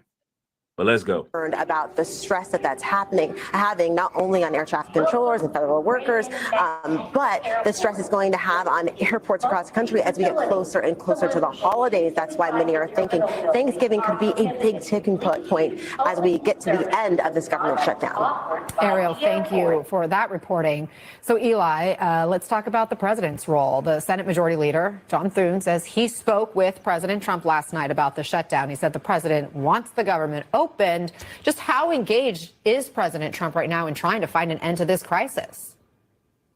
Well, it does not seem like it's the top priority right now, Anna. And I mean, you can see that just by the president being overseas. So opening the government and feeding the American people is not the top priority. I repeat, y'all, for Donald Trump, opening the government, ensuring that food stamps or SNAP benefits are back before the quote unquote holiday season. I don't celebrate none of these holidays, but y'all get it. He believes it's more important to be overseas. I was with President Biden in 2023 when he cut a Japan trip short because Republicans were threatening to shut down the government. Here we are now 4 weeks into the shutdown, and President Trump is off in Asia. He's asking Kim Jong-un to meet with him, possibly extending the trip. There is not really any urgency, and Allie made this point, on the Republican side, on the White House side, to end the shutdown. We've seen lawmakers, Republican lawmakers on the Hill, really wait to take their cues from this administration, this president, on pretty much everything. And so I think that's right, that they are waiting until Donald Trump tells them, okay, let's negotiate. And until Democrats cave, we're going to be at this impasse. And I think Republicans are fine with that. Yes, there are polls showing that more Americans blame Republicans than Democrats. Republicans control the presidency. They control both. Yeah, they control everything, the seat, the House, the Congress, everything. So how can we blame Democrats in this situation? Houses of Congress. But I don't think the White House is too worried about those polls. I don't think that they see the country, despite all those stories about air traffic controllers and people who are directly impacted. This is really having an adverse impact on their bottom line, their day-to-day finances, ability to keep going. I don't think this White House has been all that moved by those stories, or feels like there is enough public opposition to this to warrant them changing positions. They feel like Democrats have voted for these sorts of budgets over and over again. They're calling them hypocrites for not doing it now. And they're still dug in on this argument that Democrats are to blame for this. And we will see if that changes when the president gets back from Asia. But at the moment, he's off. He's traveling. He's doing other things. He's focused on the ballroom. He's got all these other things going on. I mean, last week. Listen, they're not worried about the poor and the hungry. You know, this is why we got to pull ourselves up by the bootstraps and stop allowing these people to be our providers, essentially. And see, this is the reason why we got to become more self-sufficient, gather ourselves one to another, and actually build. Think outside the box, man, because this place is falling. And while the elite are on their Air Force Ones and their private planes and private jets, it's going to look like ground zero in America in the near future. Because when people get hungry, man, I'm telling you, it gets wild out there. People really got to understand where America's headed here. Let's go. For the trip, it didn't even feel like the shutdown was a top 5 story in Washington, D.C. Well, At there's least so when much you're to inside cover. the White House. And Right. as you're part of the, journalism and those like us who are all covering this administration. But the president, Eli, has really touted himself as the greatest deal maker. That's what is so bonkers in this situation. You point out, Allie points out, the Republicans follow his lead on just about anything. If he were to talk to them about how to handle this moving forward, could he end this shutdown tomorrow? Why isn't he trying to make a deal as the greatest deal maker? I think he probably could, but I think, like I said, they don't think that they are suffering political consequences from this that are all that great. They actually feel like they have a better hand. Are there any wins coming from this? No, I don't see any wins, but I think it's sort of a standoff. It's they don't want to blink first. This is a president who in this term has just been dictating to everybody else, to the members of Congress on the Republican side.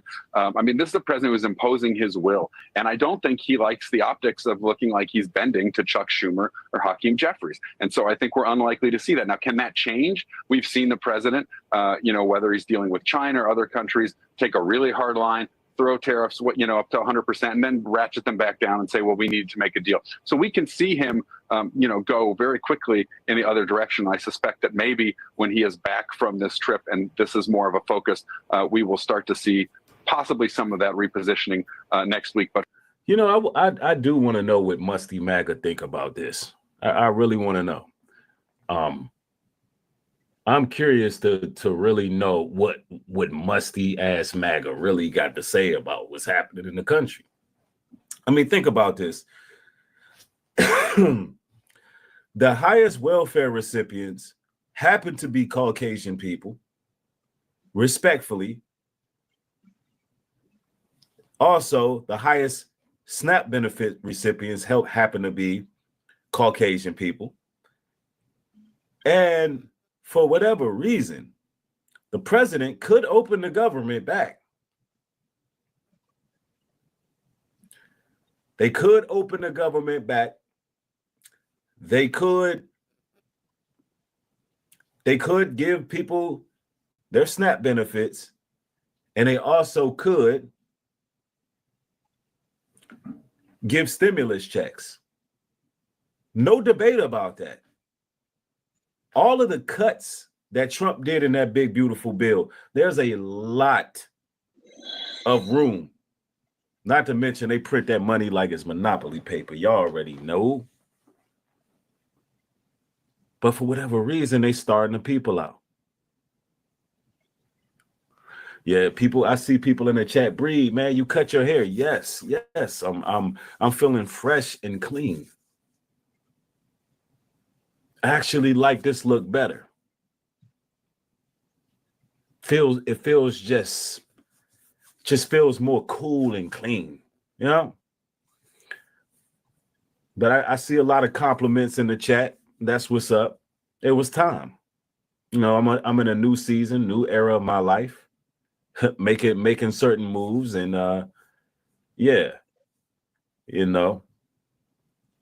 But nonetheless, let's continue. For now, this does not seem to be bothering this White House one bit. It does not seem to be the country's, number one focus, really. And I think they're comfortable with where things stand, and they'll get to it when the president decides that it's either becoming problematic politically or, something happens. Something else could happen that, brings this into sort of more, greater relief to the country, more clarity about the impact of this, and that could change the politics. But right now, we haven't seen that, and so I think you see the president and the White House content to just to ride this out. Allie, there has been at least some movement among lawmakers as we're now seeing senators introducing these standalone or what they call rifle shot bills to address specific shutdown pain points. Some of those standalone measures include a bill to keep SNAP benefits going, another bill to provide pay specifically for air traffic controllers and TSA workers, another bill to pay for troops and other non-furloughed federal employees who are working during the shutdown. Will any of these get a vote? And does this suggest that lawmakers are feeling the heat? I think that they're feeling the heat to the extent that they know that there are problems that are big, that are worth solving. People losing their SNAP benefits, active duty troops going without pay, air traffic controllers already on a shortage, now having the. So what is the future of America? So import and export is about to change. There's going to be automation with AI, with transportation as well. All the warehouse jobs are pretty much being replaced with AI. Air traffic control, they're losing jobs. Federal workers are losing jobs. Teachers are losing jobs.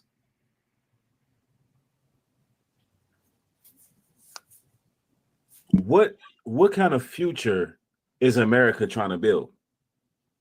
It's got to be Babylon. They're not building, man. This place is designed to self-implode. And we're watching it. And whatever type of spell they got over the people where they can't see, it's working. Hold on for a second. Seventh answer. Somebody says,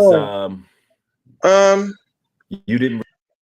Yeah, for all you now tuning in, you are indeed watching the Lions Den. You are watching, okay, the conversation continues. We are your hosts, the Seventh Answer, Lady Kareema, along with your brother in faith, Dark Storm. And, we're talking about the weather, we're talking about current events, and the monkey outbreak that is transpiring in Mississippi right about now. But right now, we're showing you our bipartisan aspect, and we're giving you, a young brother named New Breed, who's spin on certain issues that we talked about. I just want to give y'all a different flavor and everything else to show you that indeed there are other voices and those who are out there on the job. The Most High said his word don't go out void. He has all types of agents of righteousness that's doing their thing. Okay, I just want to we're just giving you an introduction to a young brother out here who I like. I like his style, Like I said, we have our incremental differences, but I still like him. And I like the fact when the truth is being spoken, the Lions Den, we don't shy away from giving you all you need. And it's not about ego with us. We don't compete with anyone. So we just want to make sure you understand who you're watching right about now still. Hit that like and subscribe button. Share this show. Seventh Answer, take it away.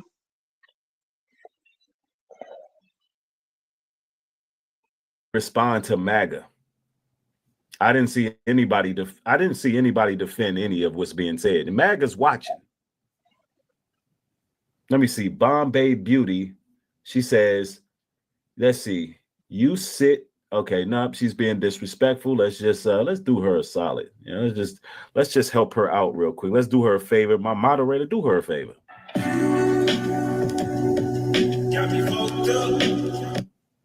See, we don't tolerate disrespect on this side. That's right. All right. I want to call your attention to an earth-shattering change that's happening.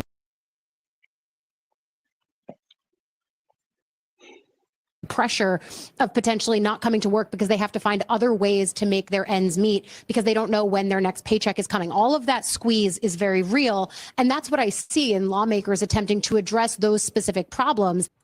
Now, I want y'all to understand something here. Our people, we're used to suffering. We're used to struggling. We're used to making ends meet and getting by. The rest of the world, they feeling the shock waves of what's been going on in our communities forever. They're feeling them shock waves. And now everybody got to be on austerity measures. Everybody got to learn how to move and shake now. Everybody got to learn how to navigate in this world now. That's right. Somebody said Democrats just sued the Senate to extend SNAP benefits. I got to look into that. But really, it's nibbling around the edges of the root issue here, which is that those problems exist because the government is shut down. And I think we have seen some interesting votes when it comes to, for example, bills that would have paid air traffic controllers or certain kinds of furloughed federal workers. There have been some interesting votes on that. All politics is local, after all, but I think this problem is easy to solve in that it's just solving for the shutdown itself, which of course has not proven to be an easy thing to solve for at all in this Washington. But yeah, I think that's what I see happening when you see bills like that go to the floor. And there's some potential, right, on that first furloughed federal workers bill that failed last week, that maybe there's some bipartisan push to get something together on that. But the other concern that I end up hearing from lawmakers, Anna, is that if they start solving for the effect problems, the things that are happening because of this shutdown, there's a worry that then it looks like they are picking winners and losers, or who should feel more or less pain, when really the central problem still remains, which is that the government is shut down and it's lawmakers' job to fix that. I mean, look, the government, in hindsight, been shut down. The government, in hindsight, been shut down. Why? Because they went rogue. They haven't served the people for a very long time now. And now we're on day 29. We are on day 29 of the government shutdown, and the people are dealing with the drama coming from the White House. Let's go. So the government shutdown is creeping towards the record held by the previous longest shutdown after another failed vote in the Senate yesterday. Now at day 29, a legal fight is brewing over whether the Trump administration can tap into funds to release SNAP food benefits. For 40 million Americans, there is growing concern about where they'll find their next meal, as the Department of Agriculture says money for food SNAP assistance for that program was going to run out on Saturday. We need help, we need support, and we need our Congress to be there for us. The Senate failed to advance the GOP funding bill for the 13th time, but Democrats are holding out for extensions to healthcare subsidies, but Republicans are pushing back as Americans remain caught in the middle. Well, as that government shutdown continues, food banks are bracing here in East Texas for a major surge in the demand. It's going to be a cold winter. Listen, when them food banks get empty at the beginning of December, it's going to be a cold winter, y'all. Look, I'm going to tell y'all, there is a goal that they have. And that goal is to start chaos in America. That's what they're doing. Why? You fill up more prisons, which feeds the wealthy. You cut off subsidized living, feeds the wealthy. More death, more anarchy, more chaos. It feeds the wealthy, empowers them. More job cuts feeds the wealthy. Why does it feed the wealthy, Breed? Because they didn't cut the middleman out and they're replacing them with AI. So now they can get back on their investment. And the ultimate goal is to bring in a digital currency. The ultimate goal is to bring in the mark of the beast. That's the ultimate goal. And this is why you must embark on endeavors in human relations, dealing with people, whether it be a service that you can provide, a trade, a skill. Me personally, I'm a travel agent. I get to network with a lot of people who are making moves, traveling and doing what they do. That's something that, can't be really replaced with AI. And also I can help others become travel agents. And if that's something you're interested in, y'all already know where to find me. Instagram is newbreed404. If you're interested with being a partner, because we have a whole network. We have a whole partnership with people who are like-minded on the same path, making sure each other win, holding each other up to make sure we win in our respective field of work. So, that's what I actually do for a living. And I'm also a content creator. And I also own other businesses. All right, so that's enough of that. You know, I've been a successful entrepreneur since we giving them enough since 2020. now. So, brothers and sisters, like I said, we giving you more than enough. If you want to look up New Breed on your own, on a personal level, then you're welcome to do that. You know, we don't do it. The only thing we don't do is endorsements here and everything else. However, what I want to add on to what the young brother did bring out is this here, right? Now, just today, a news article broke that in Atlanta, Amazon and UPS respectively just laid off 35,000 plus people, y'all. I know that Amazon, I think on Monday, I think a story over the weekend, a story broke about Amazon knocking out about 60,000 or more jobs. See, understand what is coming down the pike. We are living in judgment time. Biblical prophecy said it was going to be this way. The only thing that we don't do is we don't want to load you down with scripture upon scripture upon scripture upon. No, because we want you to see it for yourself. And now you are seeing it in real time. So you have all these layoffs going on. You have all these other cutting people's health care. People now are going to be hungry, or they're going to go berserk. These lockdowns are going to come. Now, we showed you early on the videos. You heard it for yourself, and it's not AI. It is all the DJT who said they're going to, the military can use some of these dangerous cities as training ground. They're coming. These hyenas are determined to be God on earth. They really think that Big Daddy Satan is going to back them in what they plan on doing. We were told in the Bible that the devil, the dragon, would make war with the children of the Lord, and we are those children. Sure, everybody else is going to be caught up in this collateral damage, but the primary target, the main target they are coming for are we, the children of Israel. And oh yeah, for all you governments out there listening to us the world over, but especially here in America, as we know you are listening, we always take time out, Kareema and myself, to announce to you all that the God of Israel, the children of Israel, we, the real Jews that the Bible speaks of, foundation of Black Americans and those who fall under the other 11 tribes of the nation of Israel.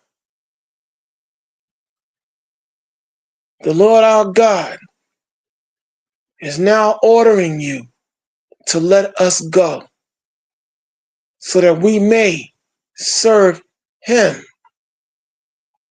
And if you don't want to let us go, if you harden your heart, then again, he is going to break his foot so far up your behinds.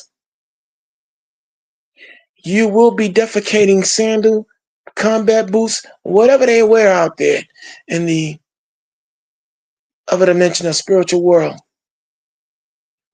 Just want to put that in your ear. We're required to do so. And for all of our people listening, whether you be a practicing Israelite or non-practicing Israelite, the seventh answer myself, we're going to, in her spirit as a prophetess and mine as a prophet or servant of the Lord, we, in the spirit of Ezekiel 3:17, as watchmen and watchwomen, of what is coming, yo, you best to get your act together. Because the wrath of the Lord is indeed about to hit here now more than a little bit. You've seen what happened in, or what's currently happening in, and we're all feeling the storm. I don't know about you, but man, it is cold and it's a bitter rain and bitter cold in my neck of the woods. Floods are happening all in different spots up here behind this Hurricane Melissa storm system that wrecked Jamaica and wrecked Cuba and other surrounding Caribbean islands. But Jamaica and Cuba got the brunt of it. So we're seeing judgment. And I won't go into no sermon or any gloating of any kind. That's not what I'm doing. But what I'm showing you is that judgment is in full effect, y'all. We can't pretend that we don't understand that. So we're going to get right into the whole issue of the weather. You got in Oklahoma City, you got this nonstop plague of hailstorms. The monkeys first and then the weather. Oh, okay. You know what? Seventh answer. All right, let's do the monkeys first, yo. So now, yeah, it is, both of them are prevalent, but yo, right now, some years ago, 30 years ago, we had a movie that came out way back. Damn, time is flying. The movie was titled Outbreak. Does anyone remember the movie Outbreak? Where, again, you had Cuba Gooding Jr., Dustin Hoffman, and Donald Sutherland chasing a monkey that was smuggled into the country. Yeah. And we're going to show a little clip of it. Oh, okay. All right. Seventh answer. You never cease to amaze me. All right. Well, anyway, without further ado, let's get into the monkey outbreak, y'all.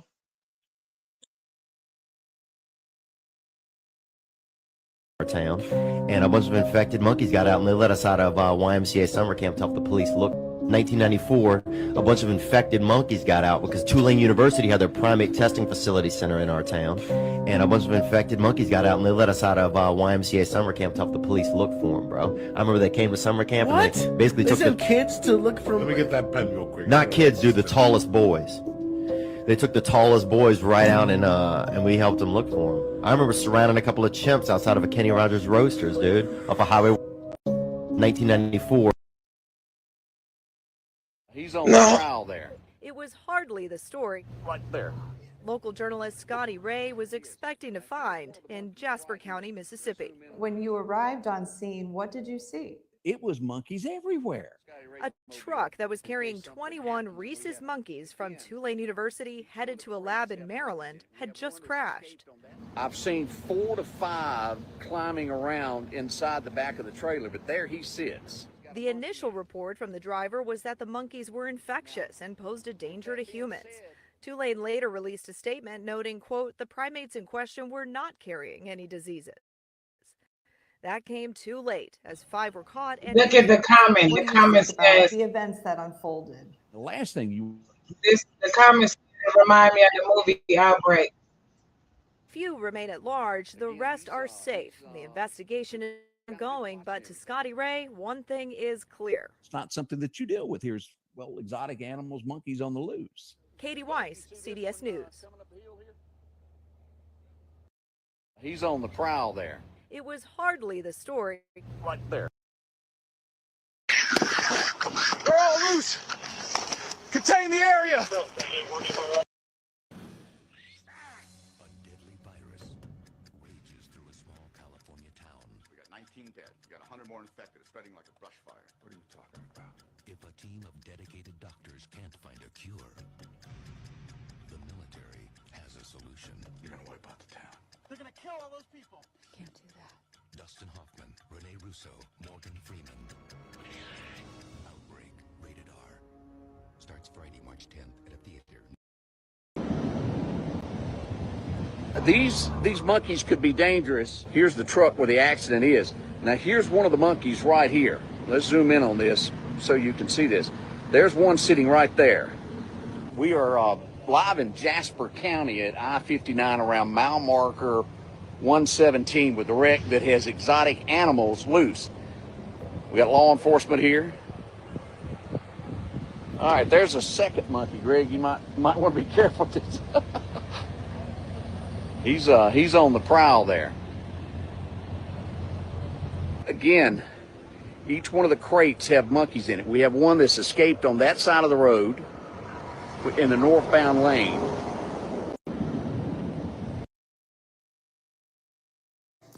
Do you remember last year when the South Carolina research facility lost all of those lab monkeys and they were missing for weeks? Well, guess what just happened today?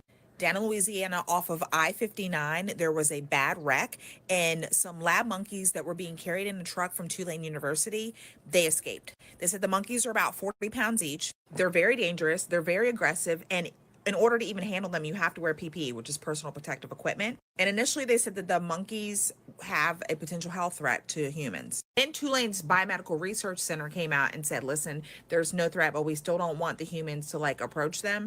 So what do you think they went out and did? They went out and shot 5 of the monkeys. In fact, the initial report said if you see them, you need to shoot them.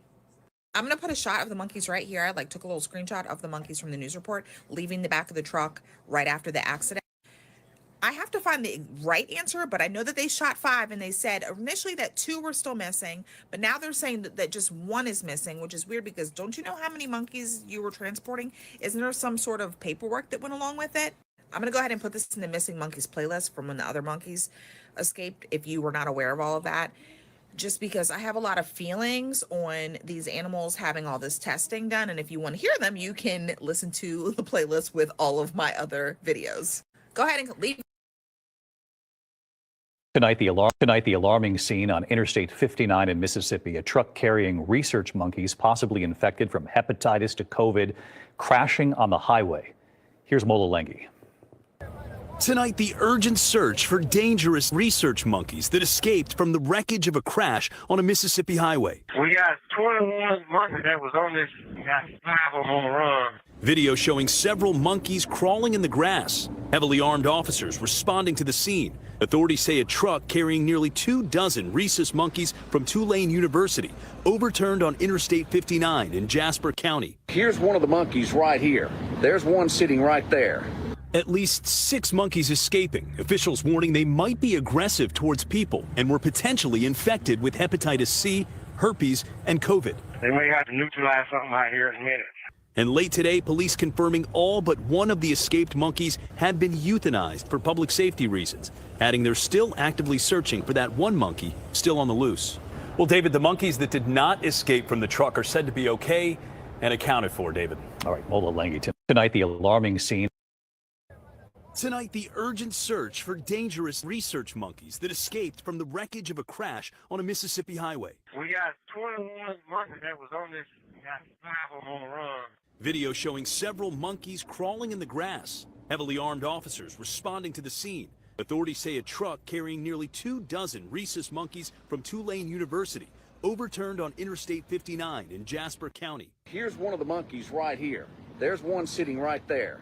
At least 6 monkeys escaping. Officials warning they might be aggressive towards people and were potentially infected with hepatitis C, herpes, and COVID. They may have to neutralize something out here in a minute. And late today, police confirming all but one of the escaped monkeys had been euthanized for public safety reasons, adding they're still actively searching for that one monkey still on the loose. Well, the monkeys. Yesterday, I brought you the urgent coverage about fat squirrels in Texas. It was a squirrel alert or squilert. Well, for an unprecedented 2nd day in a row, I bring you another squilert, but this time it's about monkeys. This is a squilert monkey emergency. Squirrel, squirrel, squirrel. Monkey. Squirrel, squirrel, squirrel. Monkey. Welcome. Yesterday, monkeys escaped after a truck overturned on a Mississippi highway. That is such irresponsible driving. I mean, who was behind the wheel?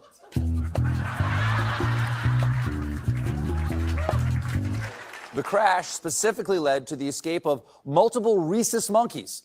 The escape has left the community of rhesus in pieces. Now, thank you. There you go. There you go. Come on. Absolutely. Now, most of the monkeys have been, let's say, taken to a farm upstate and shot by the police, but 3 monkeys are still unaccounted for. They were last seen, despite doctors' orders, jumping on the bed. For COVID. Folks are worried you might be carrying something. Can you? And while the government think they slick by releasing that goddamn disease-infested ass monkey here in Mississippi, he bring his ass over here, he getting murked. I'm talking about straight banana clip. And while the government think they slick by releasing that goddamn disease-infested ass monkey here in Mississippi, he bring his ass over here, he getting murked. I'm talking about straight banana clip. Hold on, Seventh Answer. Hold on, before we go any further. Now, let me I know. Let me collect myself. For all the tickets. Never mind. I gotta laugh. Let me just mute up and then let's run the video.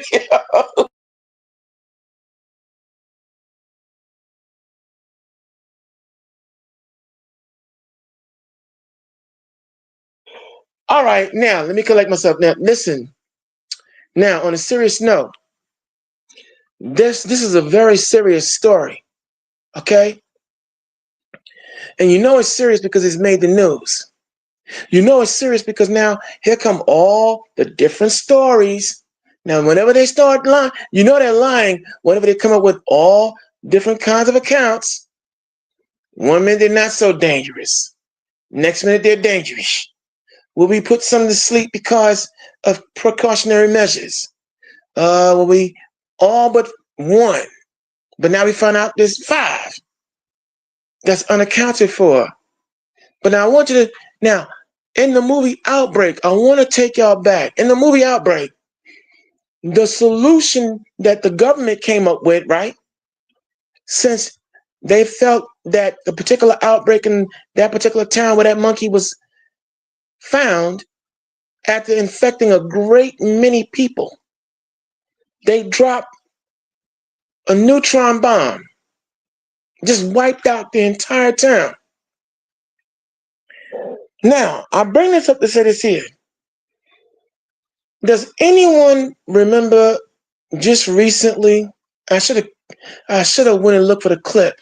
But Seventh Answer, knowing you, now once I mention it, you'll probably see if you can find it. I know how you do. Does anyone remember Donald J. Trump? Besides saying they're testing nuclear bombs, does anyone remember him mentioning neutron bombs?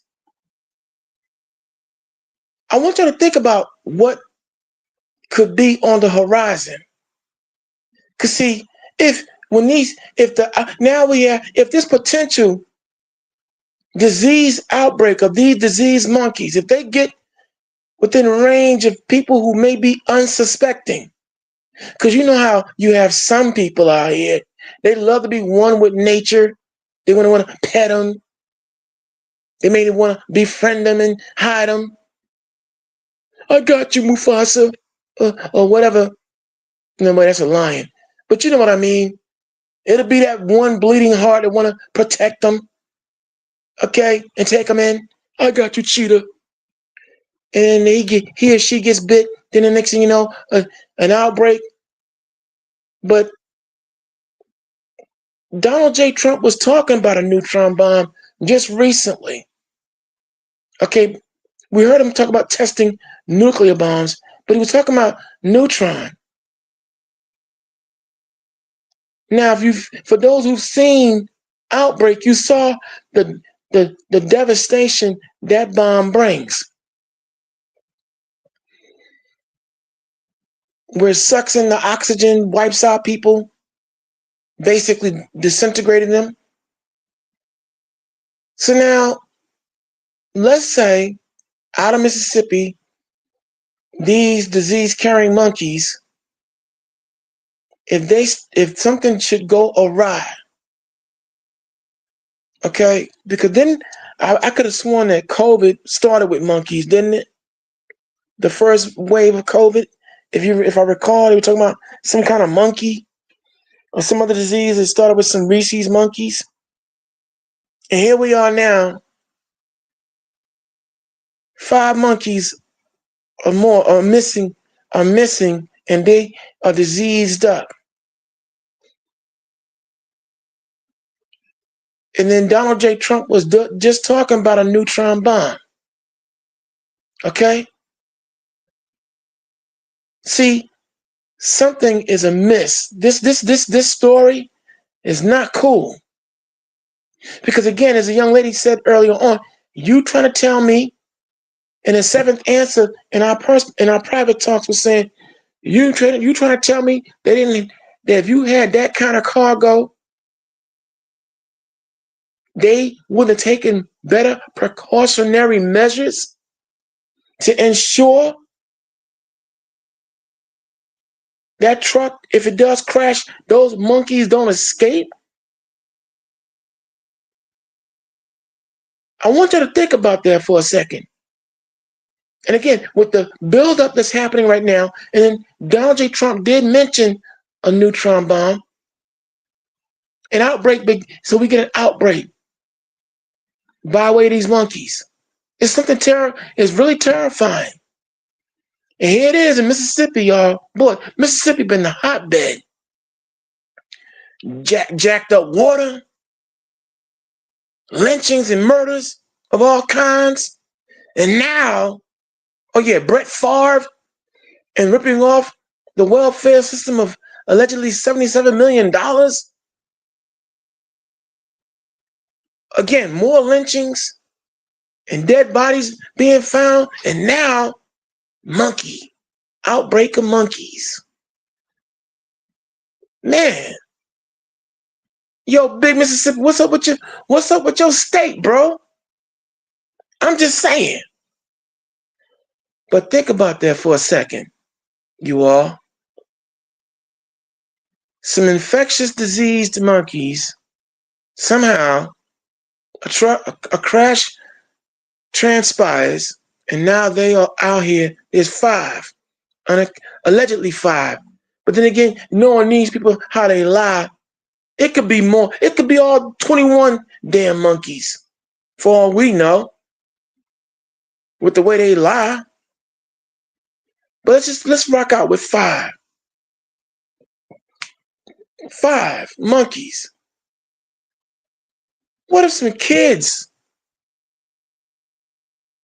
come into contact with them down there? I don't know if they're gonna do a quarantine, if they do field trips or whatever. Anything could go awry. And if that transpires, along with as the Lord did say, there shall be what?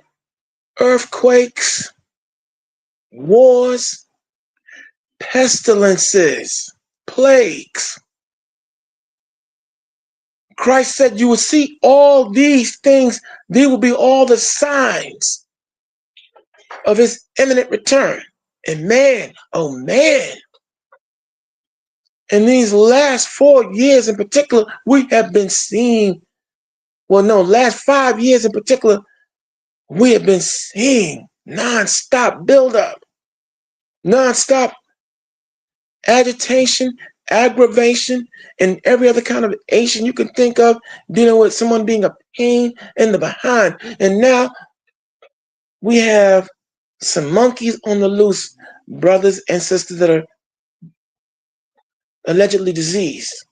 I would say allegedly, or according to these reports that we're giving you, diseased. Now, that's a very odd thing to have happen.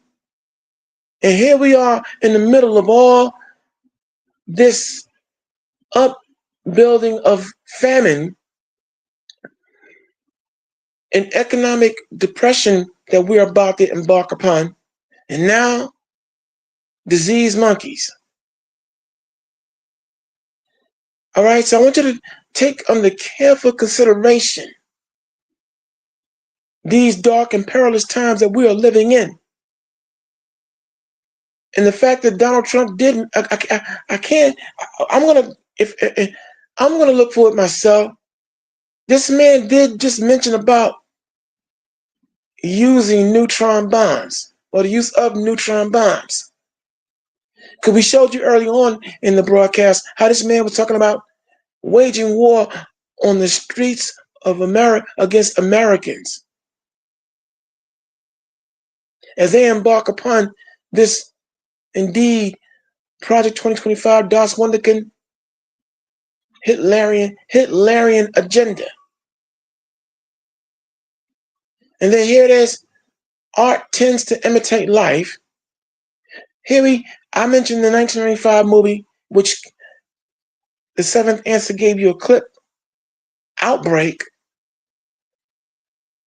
And then come to find out that I didn't know that a year before that, in 1994, there was some monkeys who escaped. Talk about art imitating life, but now here it is 30 years later, and we have the same event and a potential now plague.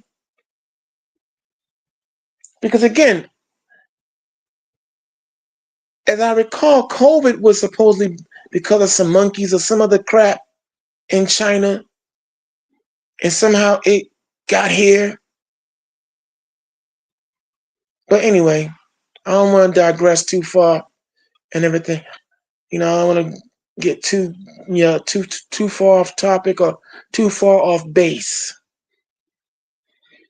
But I'm just putting the story in your ear, all right? And the seventh answer, she came with her hard-hitting fact-finding information as well. I mean, I think there's one more video on the issue. There are other videos that we incorporated, but I hope we can show them. But I want y'all all to be careful, and those of you who may be living in Mississippi besides big Mississippi, just be careful out there. Be careful in your travels, all right? And we all have to stay prayed up and stay ready because, again, these demons walking with earthly feet are now revealing who they are. And the only way you are not going to see this is because you want to be blind. You still want to trust in a system that has shown you, beyond all shadow of doubt, it is morally bankrupt. Okay? And there's no way in the world that Kareema and I, as liberated moderators, are going to sit idly by and not put you all up on reality, put you up on game, and the spiritual intent of the one true God of this universe. Okay? We're not going to deprive you of the information that you need. See, he said that there would come a time where you would have individuals who would want to be God, be in his place. Well, we're definitely seeing it. We're definitely seeing that. And here it is, though the Republicans are the primary ones who are responsible still. You have Republicans and Democrats playing chicken. No one wants to bend, no one wants to yield. First of all, let's get one thing straight. They're supposed to be serving the people, not the people serving them. All right? That is the mandate that was put into the document known as the United States Constitution. But then again, you know what? George W. Bush, I forgot, he did say, it's just a piece of paper. When we have another video, fair use. And this is, again, your illustrious president. The Vietnam draft dodging coward, ready to start war, Donald J. Trump. tonight But that he's instructed the Department of War to start testing nuclear weapons immediately. This is his post, and he says that because of other countries' testing programs, I've instructed the Department of War to start testing our nuclear weapons on an equal basis. That process will begin immediately. Now, the U.S. has observed a voluntary moratorium on nuclear explosive testing since 1992, but it does have the capability to resume the testing at the Nevada National Security Site. That's about 65 miles outside of Las Vegas. That's where a lot of nuclear weapons were tested back in the mid-20th century. President Trump posted on social media tonight that he's instructed the... First, there is an emission of thermal energy, gamma rays, and neutrons. Depending upon the altitude of the burst, the neutrons reach the target in large or small quantities. The gamma rays extend far from the target center. In general, radiation causes ionization in the component atoms of cells, altering their chemical nature and impairing or destroying their normal functions. With whole body radiation, ionization causes loss of function of the more sensitive tissues and organs. The degree of loss depends upon the dosage. If the exposure is both general and severe, death results.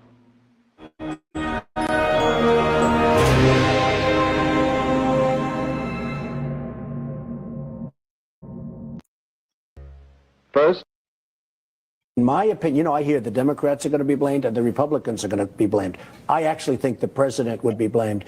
If there is a shutdown, and it's not going to be a horrible shutdown because, as you know, things will sort of keep Well, it's a partial shutdown, right? If there is a shutdown, I think it would be a tremendously negative mark on the president of the United States. He's the one. It's probably the end of the world. Wow. I don't know what to say to that. You know, when I listen to these climate lunatics and they talk about global warming and they say the ocean's going to rise 1/8 of an inch in the next 300 years, and and nobody ever talks about nuclear weapons or some of the other things, but the nuclear weapons in particular right now. And they talk about the climate, and they talk about the dangers of the climate. But they don't talk about the dangers of a nuclear weapon, which could happen tomorrow. They say in 300 years, I watched Biden for years say the existential threat. He loved the term existential threat. Our greatest existential threat is from the climate. And I said, no. The greatest is sitting in shelves in various countries called nuclear weapons that are big monsters that can blow your heads off for miles and miles and miles.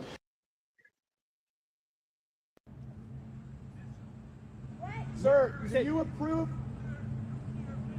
You say more missiles? Are you building missiles? What? Come on, Dad. What? That was Donald Trump on the White House roof, talking or kind of yelling down to reporters that he's on the roof because they're putting nukes on the White House roof, even showing a gesture of like rockets, like as they go up. Now, realistically speaking, I highly doubt that's happening. I don't think that the roof of the White House is supported enough to handle launchers like that, unless they're small little things. It is definitely strange to see the president go on the roof like that. I don't think we've actually ever seen a president take to the roof of the White House to have a tour. I don't know. It could be a part of the whole ballroom thing, maybe showing how they're going to connect things. I honestly don't know. But yeah, that was Donald Trump talking about nukes on top of the White House. I don't know. I've always figured they had nuclear weapons or other kind of weapons near Washington, D.C. That way things don't get close enough. I mean, that's my mindset. Probably is. So I think he might just be joking here. But let me know what you think in the comment section below. I'll be... Who's this? Come on.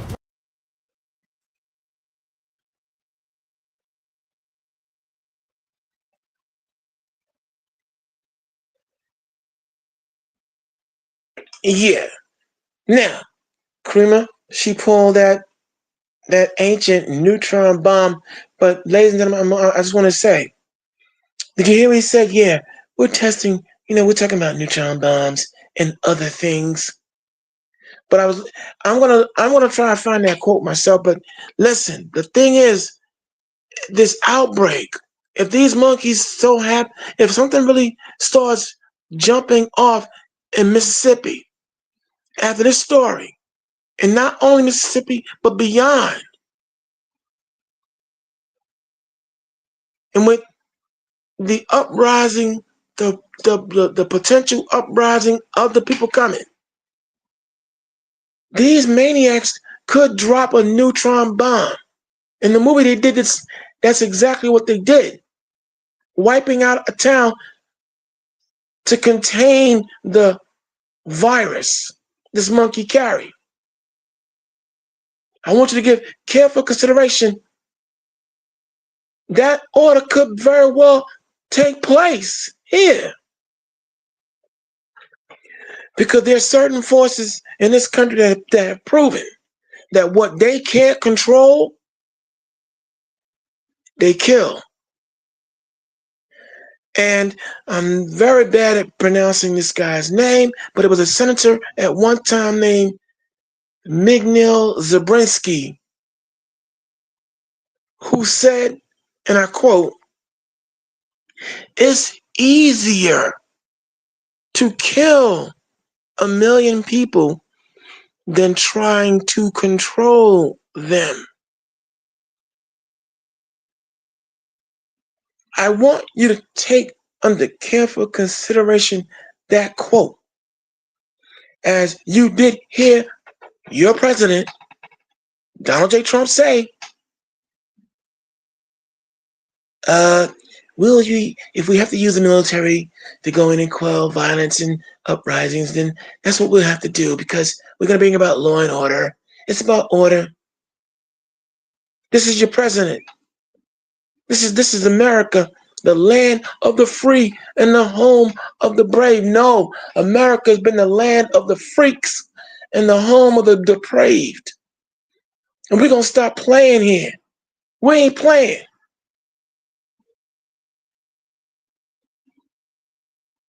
We have some maniacs. And it's been building. Because I take y'all, when you go back to September 11th, because he mentioned George Bush, but both the father and son were using military might in that time frame. Okay? But right after September 11th, George W. Bush gave a speech. In that speech, he indicated that the path America was now going to be going down. Along the way, there will be many who will have to be sacrificed. Along the way, many of us would have to choose.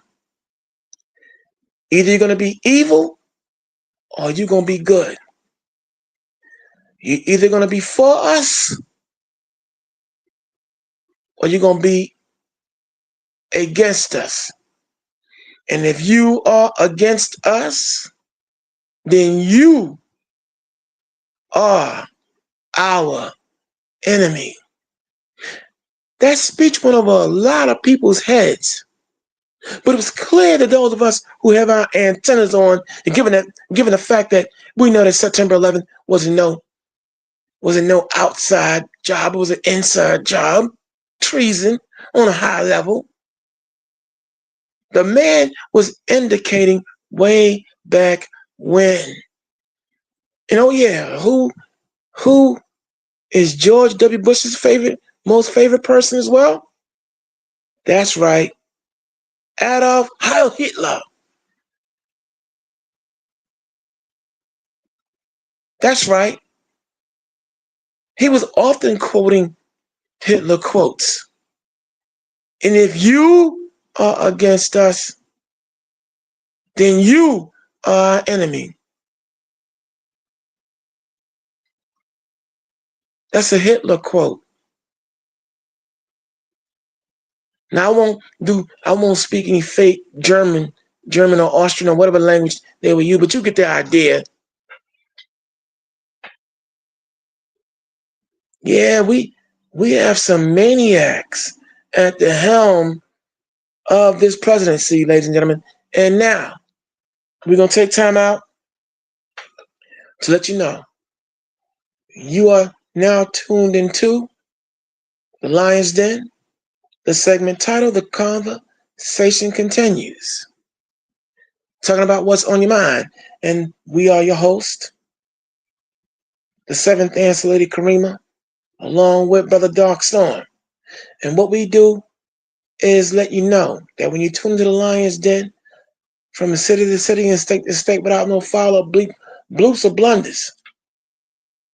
Oh, no doubt about it. The Lion's Den is going to astound you with miracles and wonders. Miracles and wonders. Okay? It is our mission when you tune into this ultimate truthality social media experiment to hit you with the facts as frequently accurate, correct truths. That's our job from start to finish. We can't be bought and we won't be sold. And what we don't know, we'll go out and we're going to find someone who does know, because we're not going to deprive you. That is what we do here on the Lion's Den. Our dynamic, as we come in the name of the one true God, his name being Yahweh, and his son, the great son, Yahweh Shai. Some say Yahshua, some of you say Yah, some of you say Ahaya, but his name is Yahweh. We unapologetically hold this Bible to be our true constitution. And we hold ourselves to be the children of Israel unapologetically. And we stand on those laurels unapologetically. And there's not a force on this earth that can stop us until this mission is done. Now, we're not here to sugarcoat the truth. We are not going to give you a hallelujah and prosperity. We're not going to give you read. We're not going to do that either. No. Relevant, intelligent information, that's all we're going to bring you. And we're going to present it, like I said, under our 7I formula. Inspiration, influence, intelligence. Okay. We're talking about what? Insight, information, and integrity. That's what we do. And as always, as we take great pride in our work and in the talents the good Lord has given us, all right? With the seventh answer being more talented than myself, all right? We come with this formula, all right? And that's why we're so dynamic and so well received in what we do. Now, on a personal level, there's some of you that have inquired. I've been asked this before, why do I come across as being so open and so dynamic in my presentations? Well, as the late great entertainer Jackie Wilson, when Michael Jackson asked him how he got so good, to be so good, I will give you a quick rundown on why I am so good at what I do and why I'm so blessed to be able to have the Lord link me up with people who do it better than I do. Because Jackie Wilson told Michael Jackson, in order to become a master of any craft, make it your business to go out and seek and be around those who are better than you at it.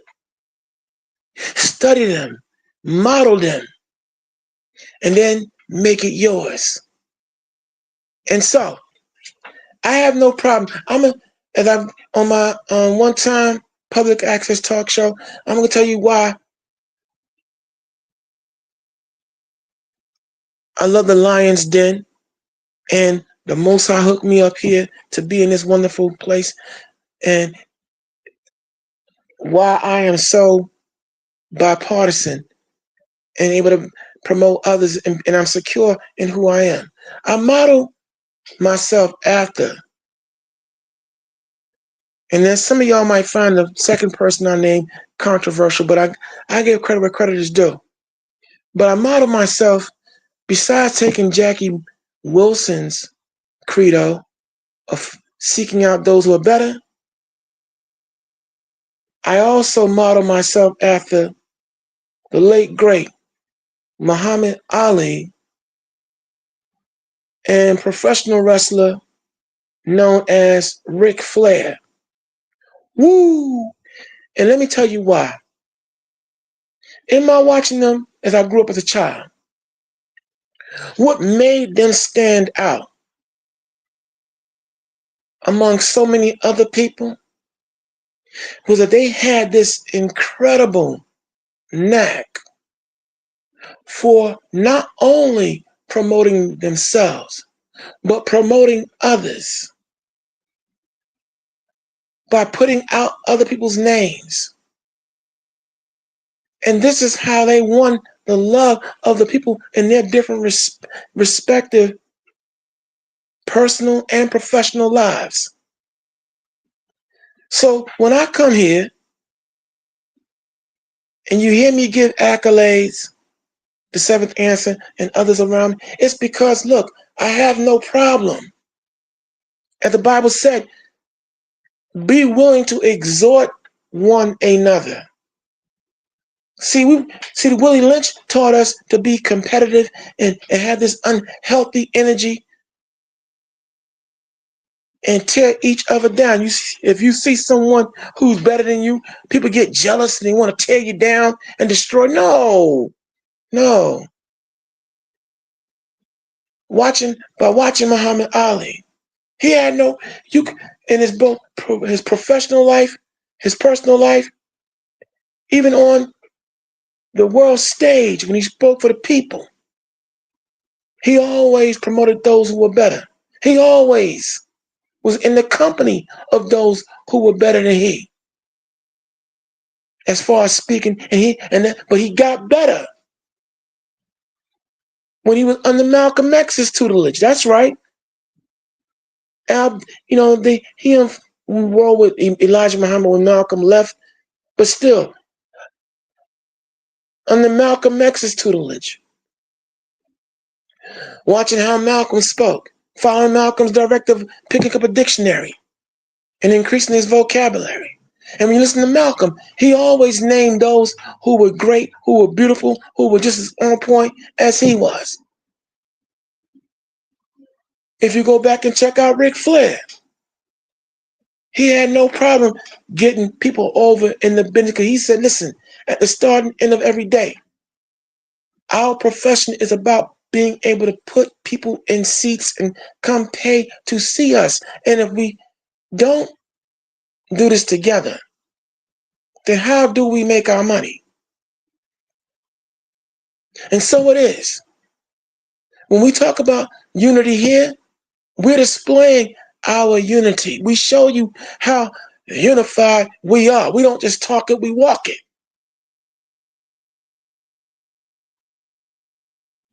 As I said, I seek out and be around those who are better than me in the area of this profession of being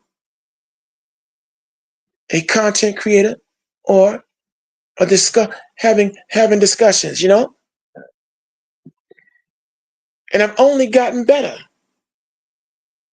So now you know the formulaic secret to why I'm so good at what I do and why I always, like a cat, land on my feet and always find others who are better than me So that way I can stay, never get comfortable, never get stagnant, never get arrogant, and continue to be a liberated moderator and take on my position of responsibility, not authority, responsibility given to me by the Lord to come out here and do what it do. Because see, one thing about the Most High is this here. If he don't give you a certain thing and you try to compete for someone's position that he didn't give you, it don't work. It will not work.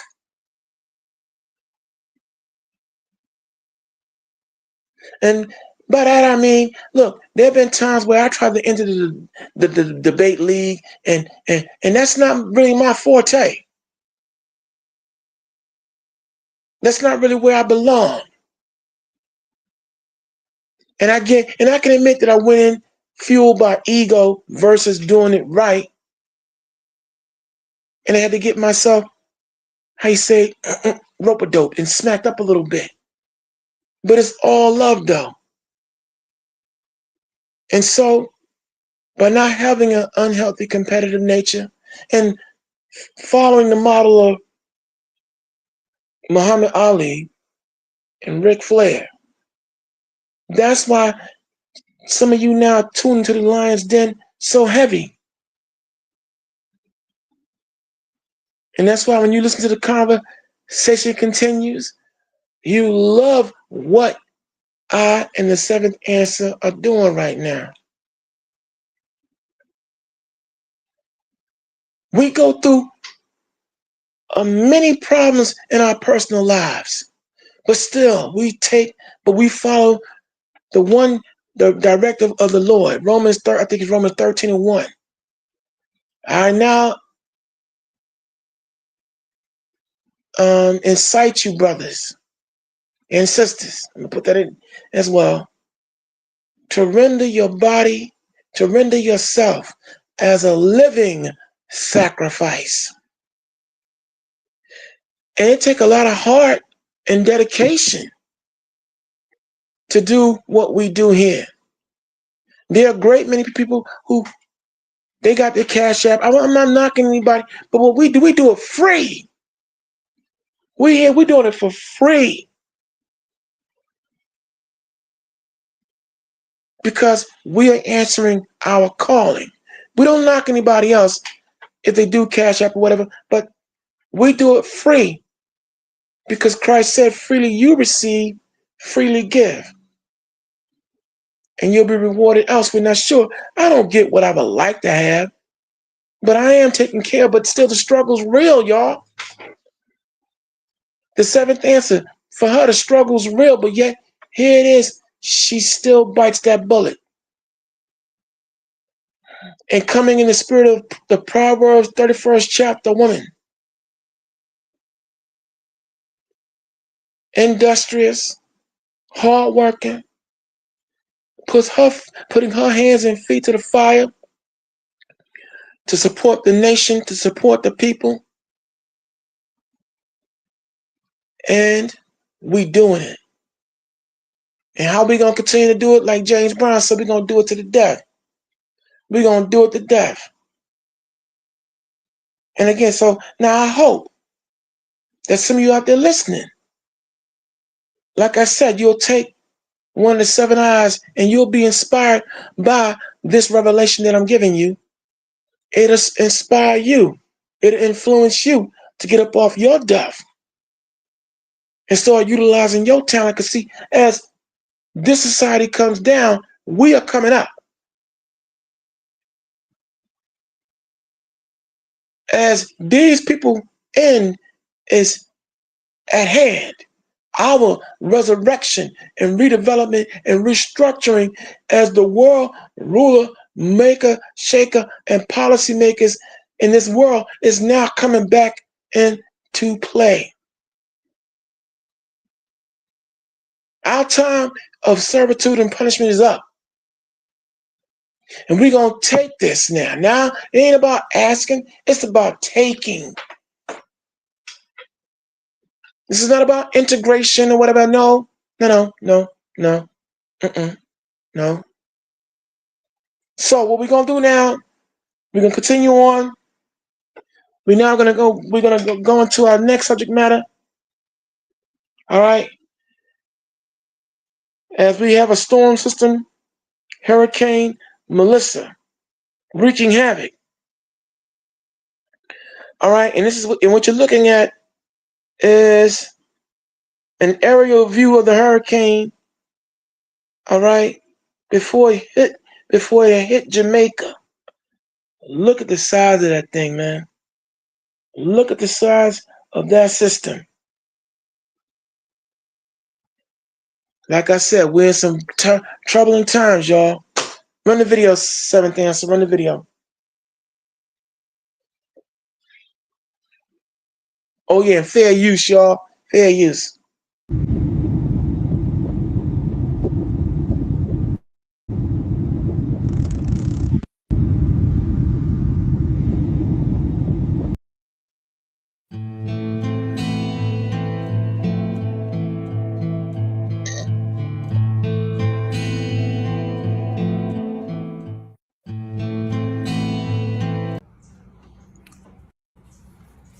It's Sunday, and Melissa have us waiting once again.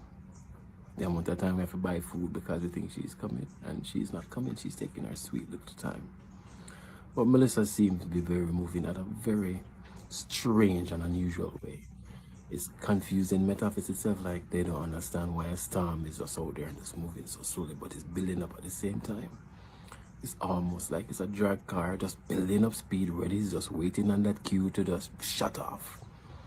And I'm saying, I think Melissa is a man-made storm. We have CBS here, I think NBC is here. Some of the news crews from overseas is here. I'm saying, why are you here covering Jamaica at this crucial point in our, hurricane? We have many hurricanes and tropical storms over the years, but you never give us that level of coverage before. Yesterday they were at Sandy Gully covering how they're cleaning out the gutter and stuff like that. Although, the gutter at this point does not make sense because the other half of the gully that is on the Riverton side is actually having like an entire island within the gully itself. It's a complete ecosystem. But either way, there's some things we need to look into, and maybe we might think about it, but we're not saying out loud. We're being watched very heavily by the US, very heavily, because we're in cahoots. Our business dealings with their arch rival, the Chinese. And Chinese have done so much infrastructure work in Jamaica and other businesses are in China, are in the country. But there's many things we need to look into, right?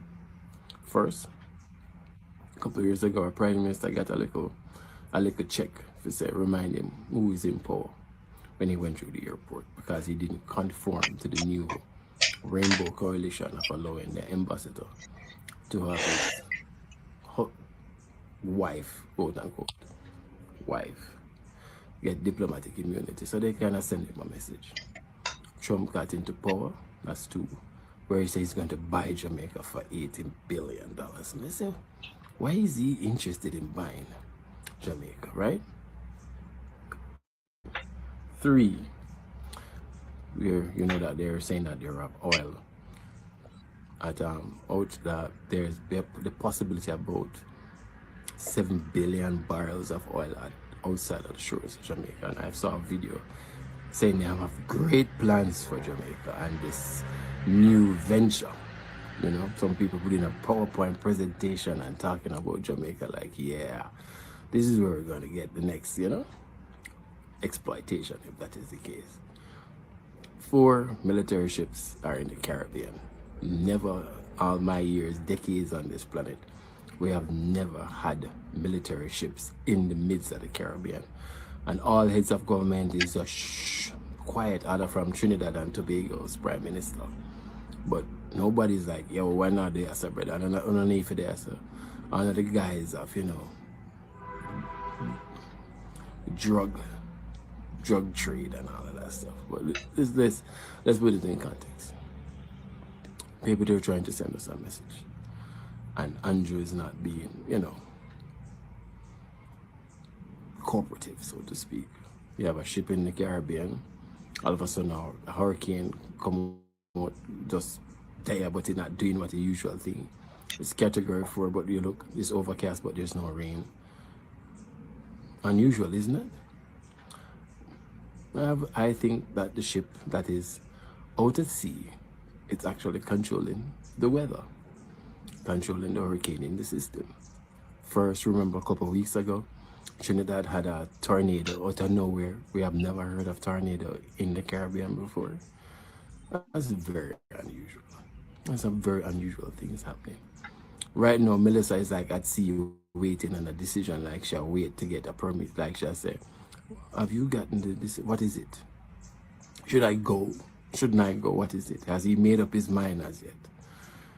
That's what I think is happening. I think Andrew has to make a decision, and based on the decision that he makes, Melissa comes or go. What would happen if Melissa hit Jamaica? Probably destabilize the economy somewhat. It will never destabilize. They can't use crime like before in the 70s and 80s. You have to do something drastic. So if we get hit hard, we can't pay our loans. That means we have to borrow more money. If we can't borrow more money, then go say, all right, since you can't borrow, we'll have to take your assets. All right, if they find oil, then oil will be it. We know this one country doesn't like to pay for anything. They'll start a war or do anything to get what they want. They don't believe in fair trade or fair business or anything like that. No. It's all about destruction and taking. But it would be easier to destroy Jamaica by using a hurricane than using war. Because we're a peace-loving nation, we don't have nuclear weapons. We have a little basic army, nothing too, just a basic army for just deal with citizens, but not outright war. So that would be the best bet. If a hurricane hits us and we can't pay our bills, we have to borrow from the IMF and the World Bank. That will put us in more debt. The dollar will move from $160 to $180 to $200. And then because we are struggling, they will come in and help. And then they will take the oil and whatever it is, and we as a country don't benefit from it. I think that's what I think it is. That's what I think. Complete and utter destruction as a wall of water, storm surge of over 15 feet, pummeled this town, absolutely destroying everything in its path. I want to show you what is happening here as we cross the Black River Bridge. This is the chaos and pandemonium, almost an ad hoc meeting point for people as there's no power and no communication in this area. People are heading to the bridge to look for loved ones who rode out the storm. People are desperate for water, they're desperate for supplies, they're desperate for anything that they can get, because now it's a matter of survival. Complete and utter destruction.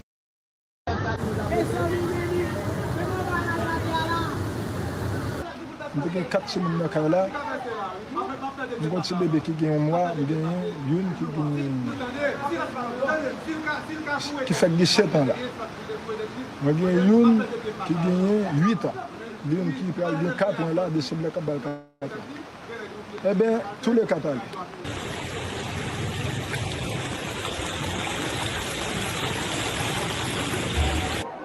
Non, on n'a pas de route. Et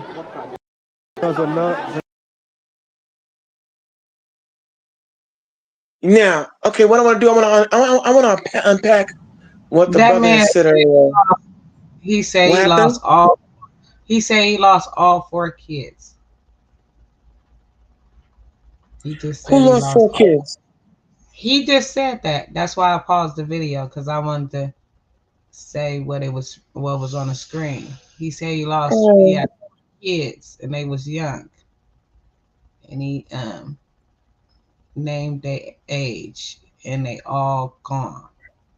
Wow. Yeah. Wow. Now, the first gentleman, the first guy, I want to just give y'all, look, some people here tend to give this HARP program thing away too much credit. All right, well, but what he was talking about the whole issue of CARICOM, this whole connection with the Chinese and everybody else coming in Jamaica, and here America coming in behind them. The thing is, this country are opportunists. That storm system is nothing. I'm not giving. He talking about the HARP and all that, but I don't believe that at all. But what I do know is this: as you can see, the devastation that is left. They are now in crises economically.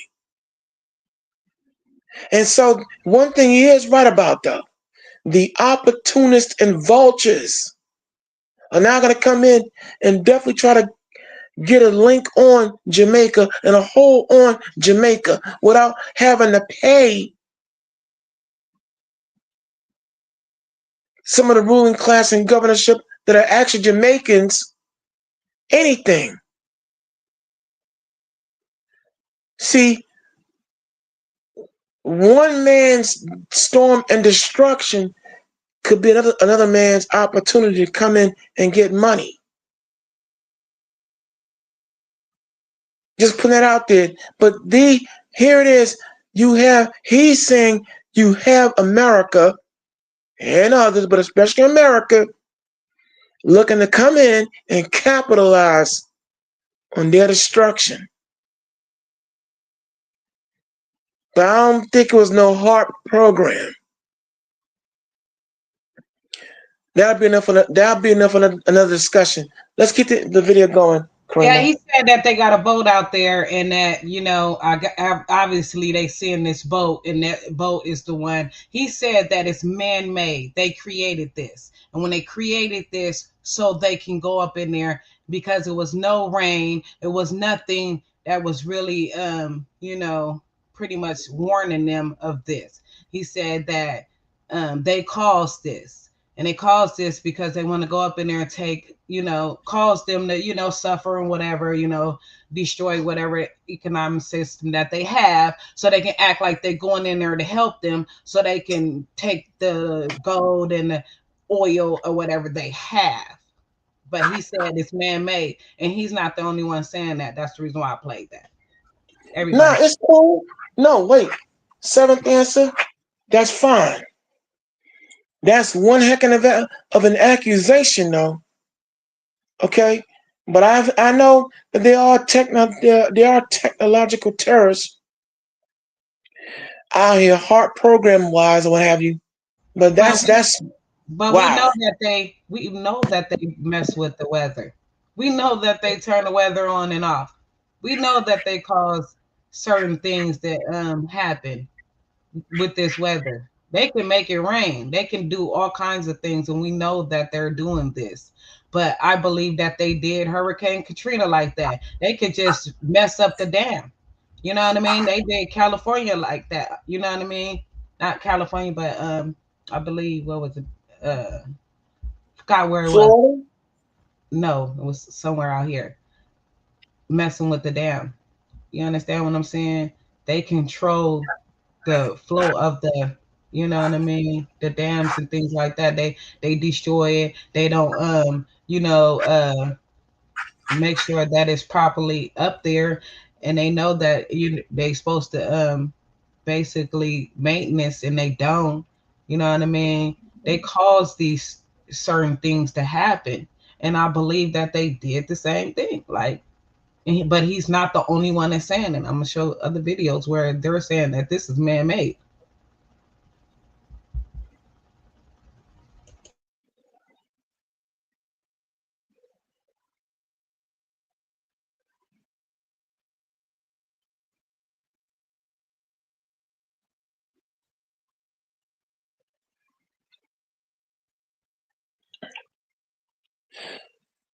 Run the video when you're ready. And los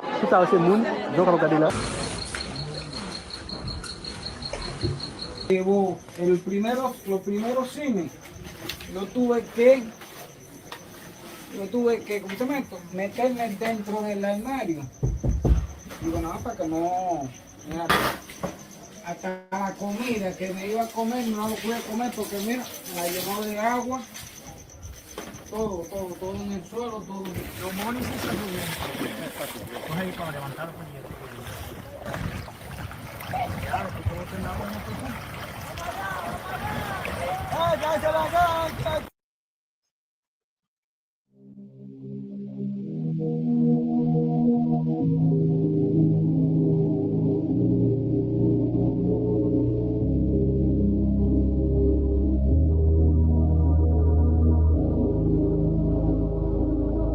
So the latest on that Royal Caribbean cruise heading back to New Jersey this morning after getting caught in hurricane force winds. That ship is expected to return here tomorrow morning, so they wouldn't have to endure yet another storm. Some of the first-hand accounts from passengers are really quite terrifying. Take a look at this new video. Rough seas ultimately causing the Royal Caribbean cruise ship to turn around.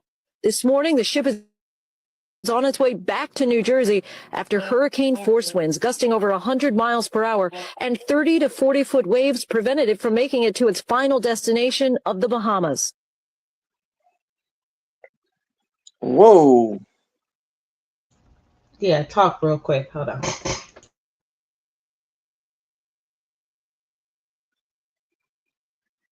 In the meantime, let me see who's talking.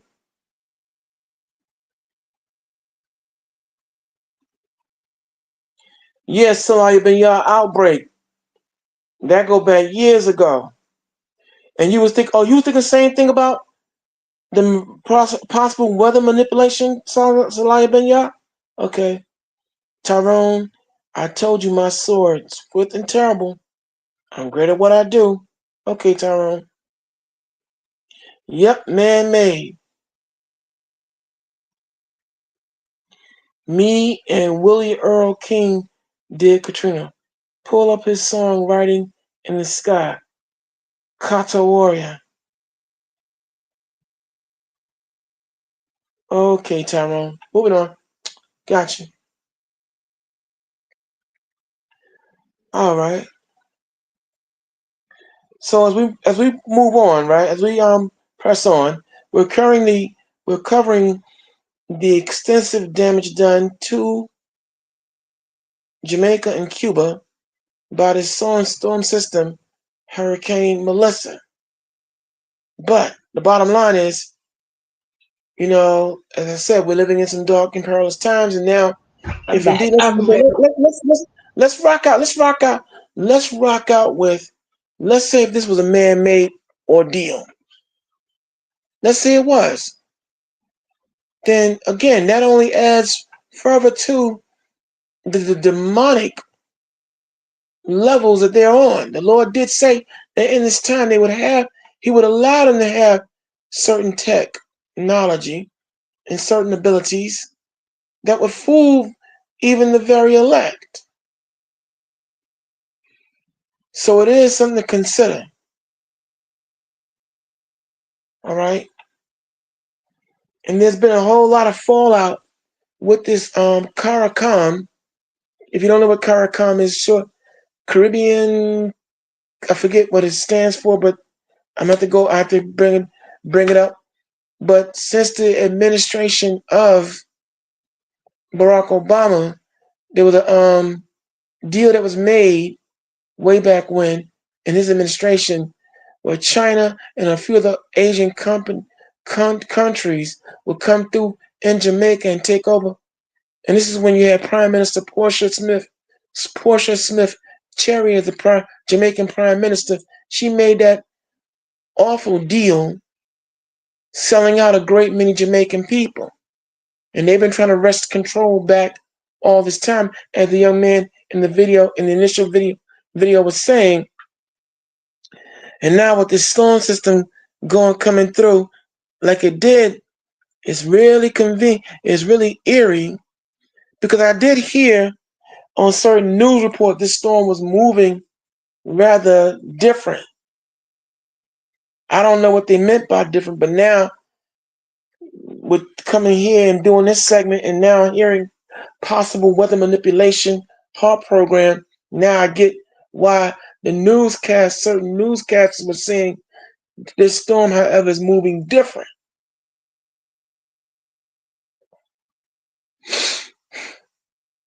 Okay?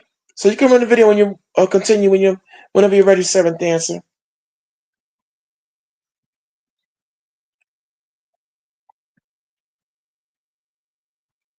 Passengers used cell phones to capture scenes that look like they were right out of the Titanic.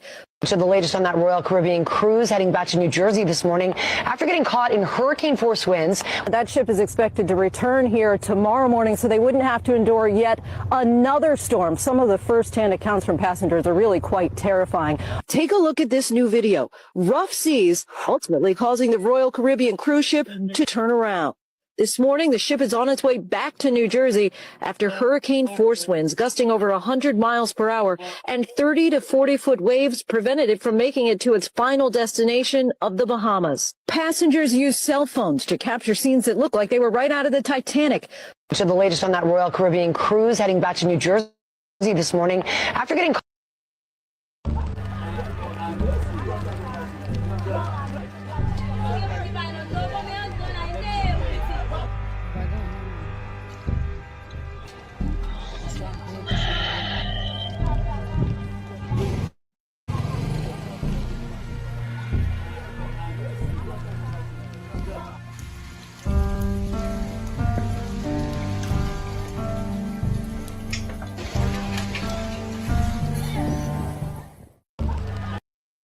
I'm just now hearing about Hurricane Melissa today over there in Jamaica, everybody. They say that Hurricane Melissa is now upgraded to a Category 4, and they say that it's going to be the most powerful storm to ever hit Jamaica, and it's going to hit Jamaica directly. So we want to send prayers and love over there to people over there in Jamaica, as well as Cuba, because they say that Cuba will be affected by this hurricane as well. Haiti will be affected by this hurricane as well as the Bahamas. I believe the Bahamas as well will be affected by hurricane. They said that it will hit by like Wednesday. They say that Hurricane Melissa is currently undergoing extreme rapid intensification as well as increasing 70 miles per hour in just 24 hours. The storm is forecast to reach Category 5 status ahead of catastrophic multi-day strike on Jamaica with life-threatening flash flooding, landslides, destructive winds, and a storm surge. They say that Melissa's torrential rain will also trigger catastrophic flooding in Haiti, and it will later strike eastern Cuba and parts of the Bahamas. I just wanted to stop and let everybody know about Hurricane Melissa today, so that way they could join in on sending prayers and love out there to Jamaica, Haiti, the Bahamas, and also Cuba. I'm personally just now hearing about Hurricane Melissa today, and I guess that people been preparing for Hurricane Melissa for a few days now, and we want to just send them prayers and love that everybody can stay as safe as they can be through Hurricane Melissa. I'm just now... The official death toll from Hurricane Melissa has continued to rise, with more than 30 people from Jamaica, Haiti, and the Dominican Republic now known to have been killed. Cuba also suffered widespread devastation. The storm has been downgraded from Category 5 to Category 2 and is expected to hit Bermuda later. Huge areas are still without power, and the death roll is expected to continue further rising. The official death toll... We need to watch this. Researchers are creating their own storms in a state-of-the-art lab. It could end up saving lives. Mark, good morning. Good morning. This tank gives scientists and the rest of us a view no one has ever had before. What a hurricane's power looks like at water level as it storms ashore. In just 2 minutes, scientists here can take calm waters and turn them into a monster hurricane. Damn. The wind is gradually getting stronger and stronger as it's coming up here, and it's ramping up to a Category 5. It's probably about a Category 3 right now. This 75-foot-long tank is the first simulator in the world capable of creating a Category 5 hurricane over water. Brian House is the director of the University of Miami. The U.S. Department of Defense has released video footage taken from inside the eye of Hurricane Melissa. The hurricane is reported to be the strongest on record to ever hit Jamaica as it moves toward land. Aerial footage shows sustained winds of up to 175 miles per hour as of Monday, October 27th. Hurricane Melissa is a Category 5 storm, with a UN agency describing it as the storm of the century. Jamaica has never been directly hit by a Category 5 hurricane, and Hurricane Melissa's impact is reported to be devastating. Hurricane Melissa did not form. It was detonated. 185 mile per hour winds, pressure 892 MB. Satellite data showed electromagnetic pre-ignition burst 6 hours before it hit. That was not weather. It was a broadcast. Look, back in 2003, the U.S. Patent Office approved patent number US 20030085296A1, a device to manipulate hurricanes using acoustic resonance. Sound waves lead to condensed vapors that lead to steer destruction. Melissa followed that exact signature. Symmetrical eye, asymmetrical thermal build. Velocity spike, exponential, not meteorological. This storm was coded, not created, but executed. A storm that's engineered can be aimed. Comment scroll if you feel this in your body. $33 scroll scan equals your personal override protocol. No more guesswork, only clarity. Look, Jamaica is not random. It sits on a ley line node, a planetary energy gate connecting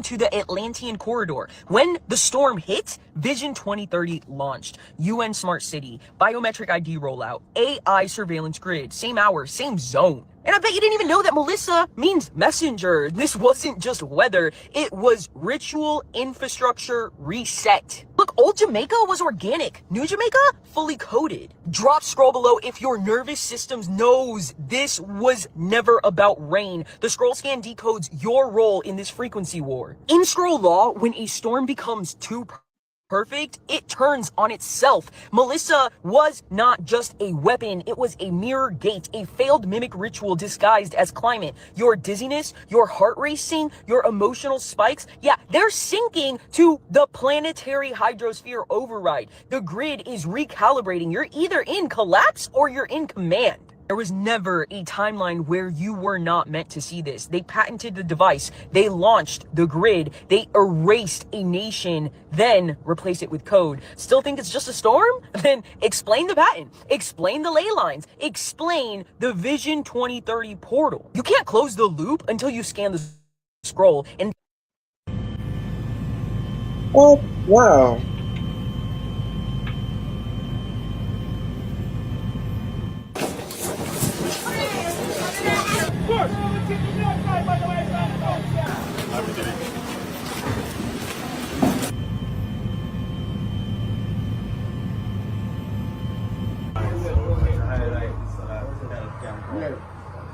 Yes, you have no roof whatsoever.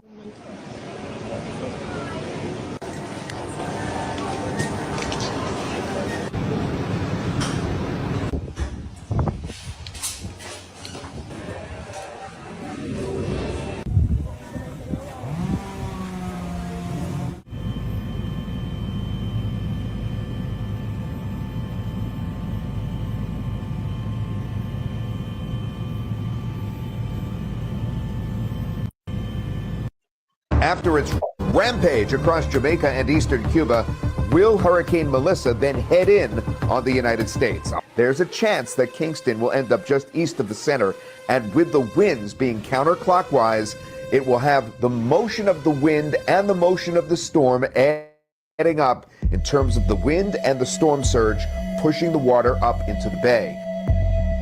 After its rampage.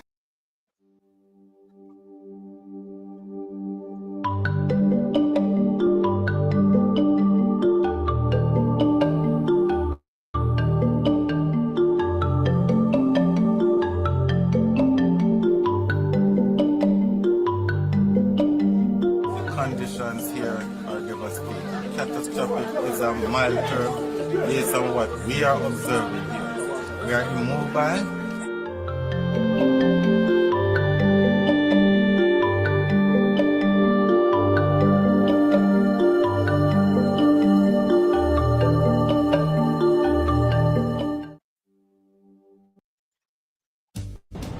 Who's this? Come on. Bro, you're already facing charges.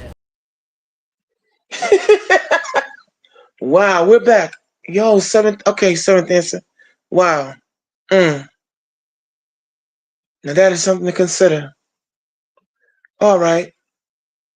We have now given you all a high-powered, dynamic 3 hours of intellectually stimulating conversation. And we're going to continue Don't worry. But in my neck of the woods, it's about to be 1 o'clock in the morning, and as dedicated as I am, okay, sleep is beckoning Wait, me. hold on. I got like, Uh-oh. I got 3 more videos. They're gonna be Oh, short 3 though. more? I got 3 more. 3 more? All right. Okay. Well, I'll rock out with you, 7th. Then 3 more. Then okay, let's give it to them. Let's not deprive our people. We're not gonna deprive y'all. Let's go to work. But damn, that is something.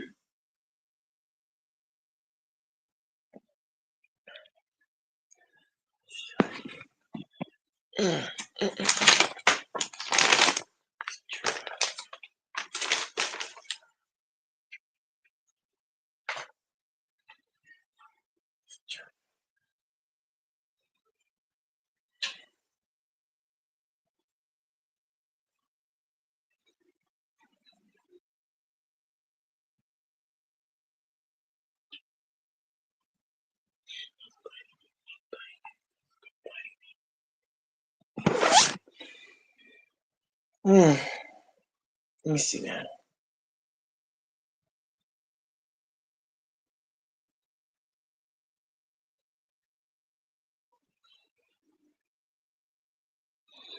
Okay, Big Mississippi, 140, Psalms 148 and 8. That's a good scripture, indeed. But we're gonna keep the energy going. This is the conversation. Continue talking about what's on your mind here on the Lion's Den. Fair use, y'all. Let's take it away, 7th. Let's take it away.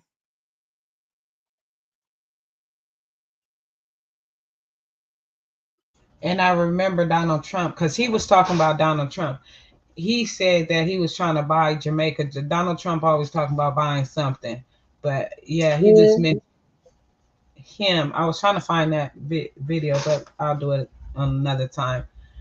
All right. Yeah, but I'm not talking about these videos, because I'm gonna play the 3 videos, but I just wanted to mention that he was focused on United States and China trying to, you know what I mean, put their little dibs in over there. Okay.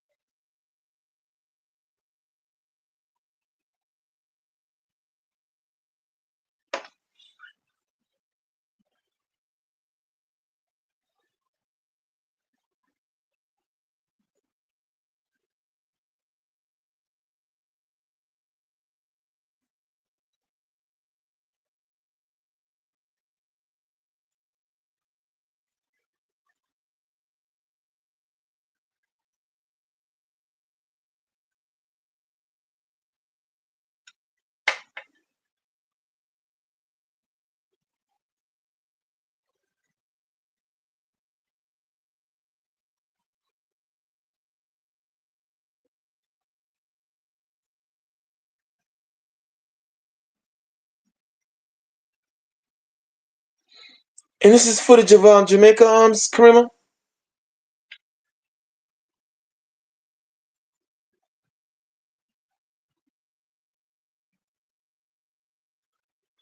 Wow. Yes, that's the same guy that said it's man-made. He's explaining. He going a little deep into, what he's talking about. But yeah, he's saying that it's man-made, and he's explaining to you that the birds, usually fly off or whatever. But yeah, and I'm gonna look up this video because they keep talking about this particular video, but I want to finish. Quick.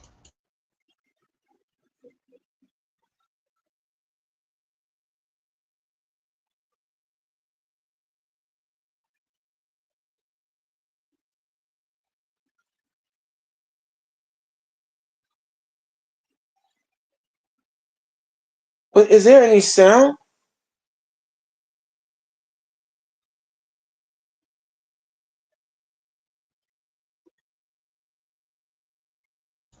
Oh, my bad. Yeah, it's the sound.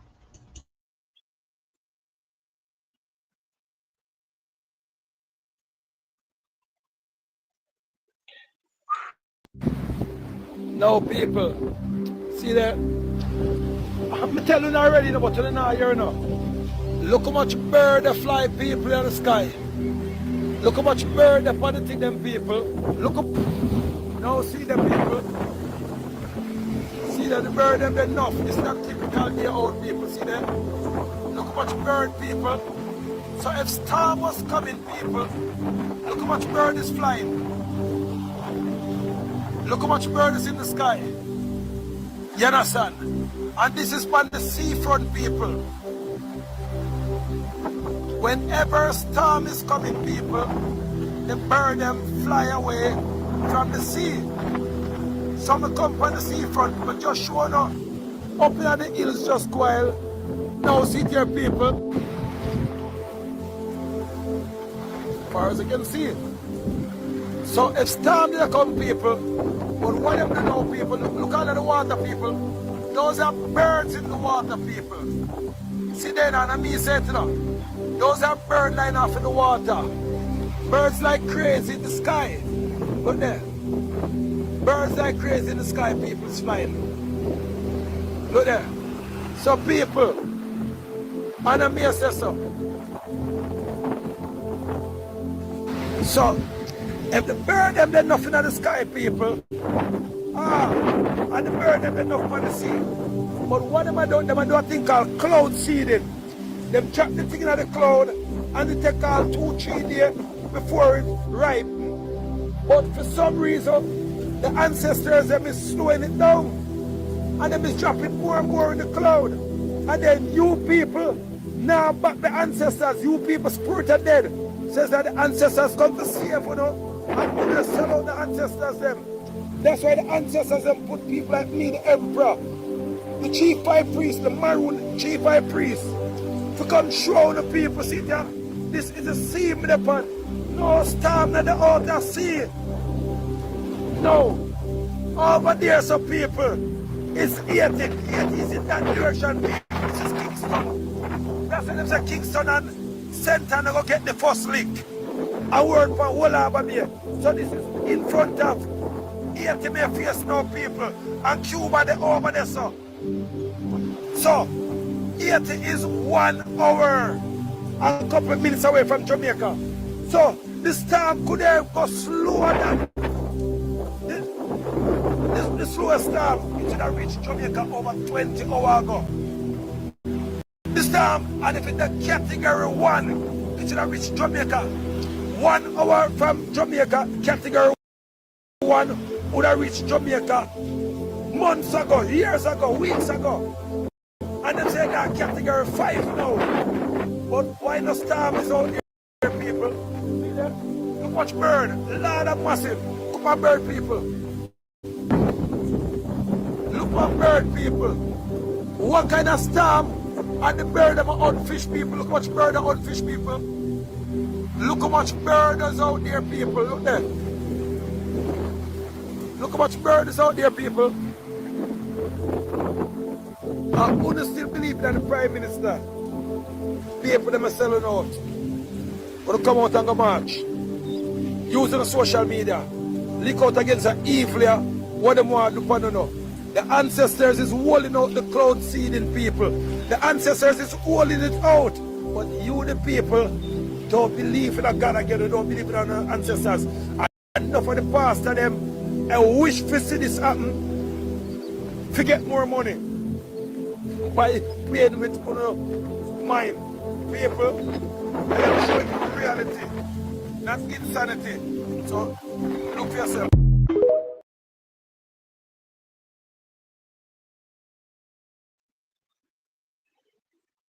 So, for those of you may not be able to make out his strong Jamaicanese, he's talking about the unnatural patterns in the sky.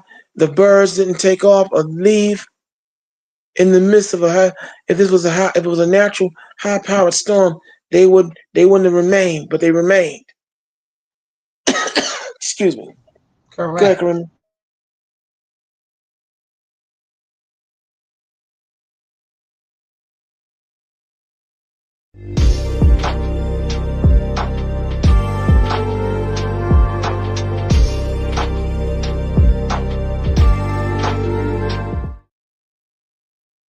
And this is how he's saying they doing it. And this is how they saying they doing it.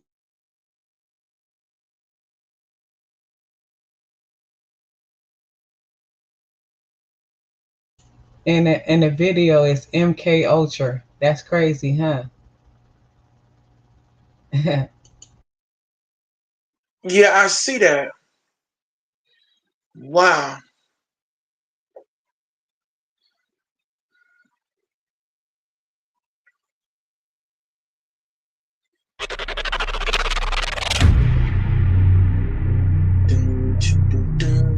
Stick up. The idea of controlling or influencing human behavior is something that goes back decades, actually, almost a century now, going back to the hypnotherapy labs at Harvard in the 20s, and then carrying forward into this century.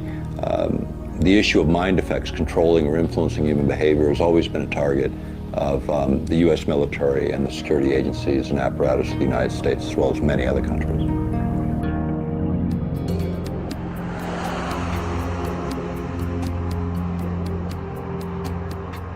What is HAARP and where did this technology originate from? HAARP is the High Frequency Active Auroral Research Project. It goes back to the work of Dr. Ben Eastland, who I became fairly well acquainted with up until his death in 2007. But he had a concept for a huge radio frequency oscillator that could be used for a number of defense applications. And so he began to approach, at that time, the Air Force, the Navy. He also approached TRW, which is one of the key guys, a guy named Ramos, and him actually co-patented one of the key patents on HAARP, which was a global shield for any electronic device coming in, whether it be a missile or an aircraft. They could utilize this to knock out those aircraft. So that was kind of the emphasis behind it. ARCO, Atlantic Richfield, funded it, which is an oil and gas company, because the ideal place for this in the United States happened to be the North Slope of Alaska, where you have huge supplies of natural gas, and you also have close proximity to the magnetic field lines that intersect the Earth, which is, again, one of the primary targets of this technology. I've always been interested in science, always been interested in science topics. When I first ran into the issue of HAARP, it was actually through a very small article in a journal, an Australian journal, Nexus. And quite frankly, when I read it, I didn't believe it. You know, Alaska's a relatively small place in terms of population, big place geographically. Didn't really expect to be writing about it, but... Have you ever wanted to see your home from space?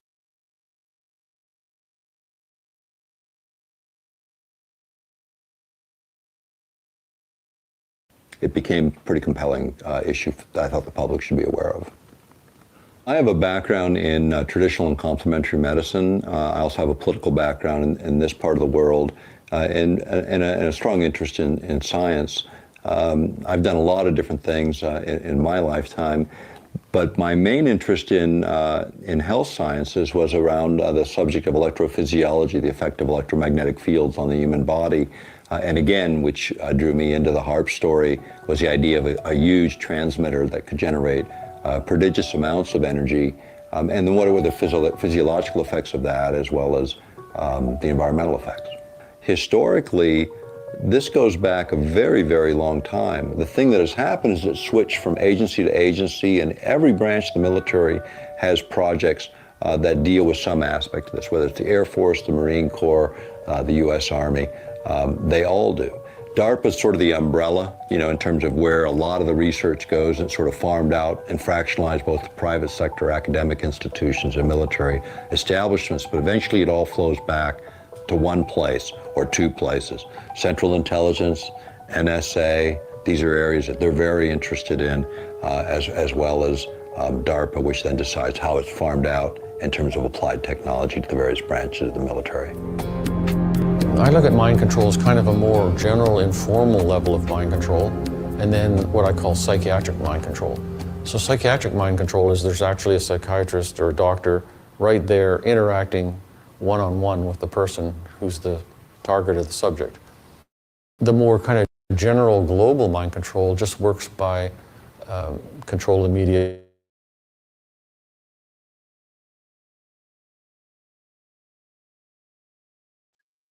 And as we continue on, the conversation continues talking about what's on your mind.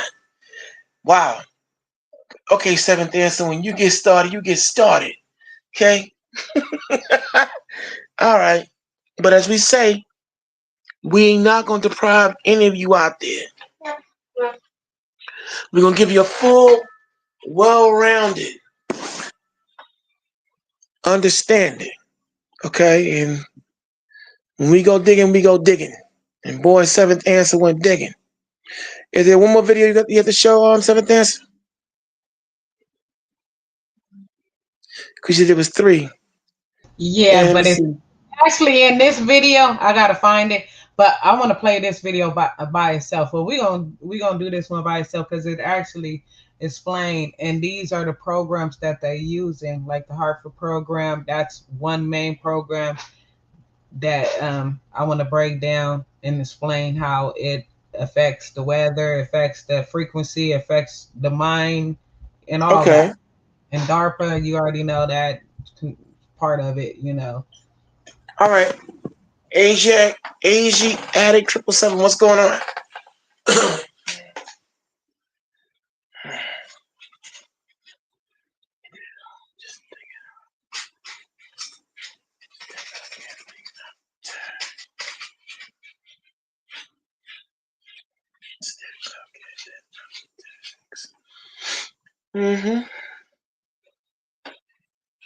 Yeah, but we'll run it back some other time.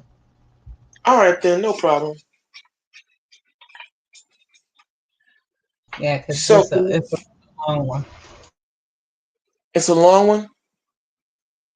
Yeah, we'll run it back then if it's a long one. So, yeah, it's a long one. Not the scene that I wanted to play, but I want to play it all together. It would make no sense to. Yeah, we don't want to look. Our motto is we don't want to deprive no one. We're not going to deprive them. So, there's always next time, provided we still here. But in the meantime, between time, ladies and gentlemen, children of all ages, all our night owls, whoo-hoo, we've now reached the end of the road. All right? This has been another hard-hitting, fact-finding episode of The Conversation Continues, talking about what's on your mind, and we hope that you've enjoyed this Lion's Den, Truthality social media experiment. But unfortunately, good things must come to an end, and parting is indeed sweet sorrow. But again, like I said, it's 1 o'clock in my neck of the woods, and sleep is calling, baby. But we have thoroughly enjoyed being your pilots, co-pilots.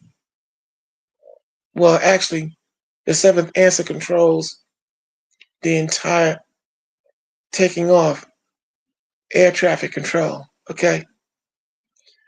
And I hope that you've enjoyed myself being the pilot. But again, we wouldn't be able to gain altitude to take off if it wasn't for her. And see, think about that for a second. To show you how important air traffic controllers are and those who in that field, imagine Kareema not being at the helm of the Lion's Den. Yeah, you see? Every show a tank. Just want you to consider that. Just something to consider. And that's why we should appreciate her services that she renders here. So moving on, we thank you for allowing us to come into your mind, soul, and cipher. And you learned something? Oh yeah, most definitely you have. Again, we give an honor to the Lord in Christ from whom all positive thoughts flow. We thank you out there in the listening land for, again, taking time out to support. Hit that like button, hit that subscribe button, hit that share button, and to Tyrone the Camp Slayer and his many names, Asia the 777, Salaya Ben Yah, okay, and those who came through here on the conversation chat section. Thank you for your contributions and your thoughts and opinions. And as always, imparting in the spirit of our dearly departed brother, the one and only Don Cornelius, we say here on the Hebrew tip, Shalom. Maintain your peace. Aha. What we do is always a labor of love and the posh soul. And we are up out of here. Peace.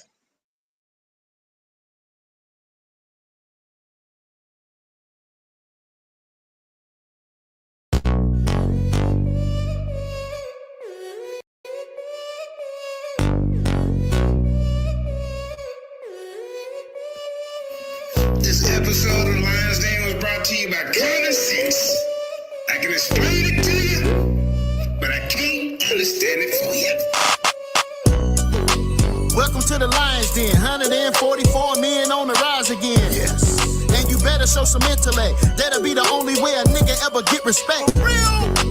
Welcome to the Lion's Den. 144 men on the rise again. Yes. And you better show some intellect. That'll be the only way a nigga ever get respect. Called you to Jeremiah. I'm finna bring the fire. Cause on the second turn, you don't crucify the Messiah. Roaring like a lion instead of being defiant. You better come together and try to form an alliance. Black Jesus minister, new heavyweight champ. Finna turn the lights on instead of using a lamp. They try to keep up with us, but they leg is catching a cramp. Hebrew Israelites, now that's the name of the camp. That's a divine prospect, shout out to the brother Ron. When they see the Hebrews, other ideologies run. Then apologies come, forever calling us dumb. Bringing all of the facts and leave them silent and numb. So Kwam Yasha Allah, call up Danya Allah. We got no problem, tell the truth and we follow. Got skilled debaters, like Michael Edwards. We never go run, PowerPoint, we bring the lecture. Welcome to the Lion's Den, 144 men on the rise again. Yes. And you better show some intellect. That'll be the only way a nigga ever get respect. Real. Welcome to the Lion's Den, 144 men on the rise again. Yes. And you better show some intellect. That'll be the only way a nigga ever get respect. We see you talking down when you're doing your interviews. We got a multitude of knowledge, so how could we lose? Used to be in the gang, so I give them the blues. Welcome to the Lion's Den, we deep when we face you. I know it's hard to understand your ancestors was a slave, but challenging biblical knowledge, homie, we did great. Intellectually, I know you really hear me. You're standing right here next to me. King. Yeah, you gon' get this work. When the father don't spend his time, that mean he fit this curse. We the people like it or not. Take a look at your block. The rise of AOC, Masharaya Sha'ala, cause we got it on lock. Identified through our conditions. Try to label us African without permission. Never laying down, tapping out, no submission. See us in the streets every day, we on a mission. Welcome to the Lion's Den, 144 men on the rise again. Yes. And you better show some intellect. That'll be the only way a nigga ever get respect. Real.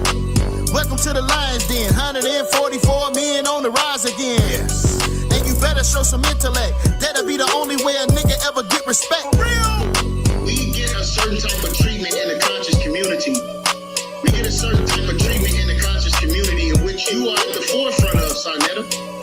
So what we're saying is that we want to have a dialogue and discussion about what is good for black people and what should we be dealing with within our community and our faith. Man, we wanted to have an intelligent conversation. So why don't you invite me on your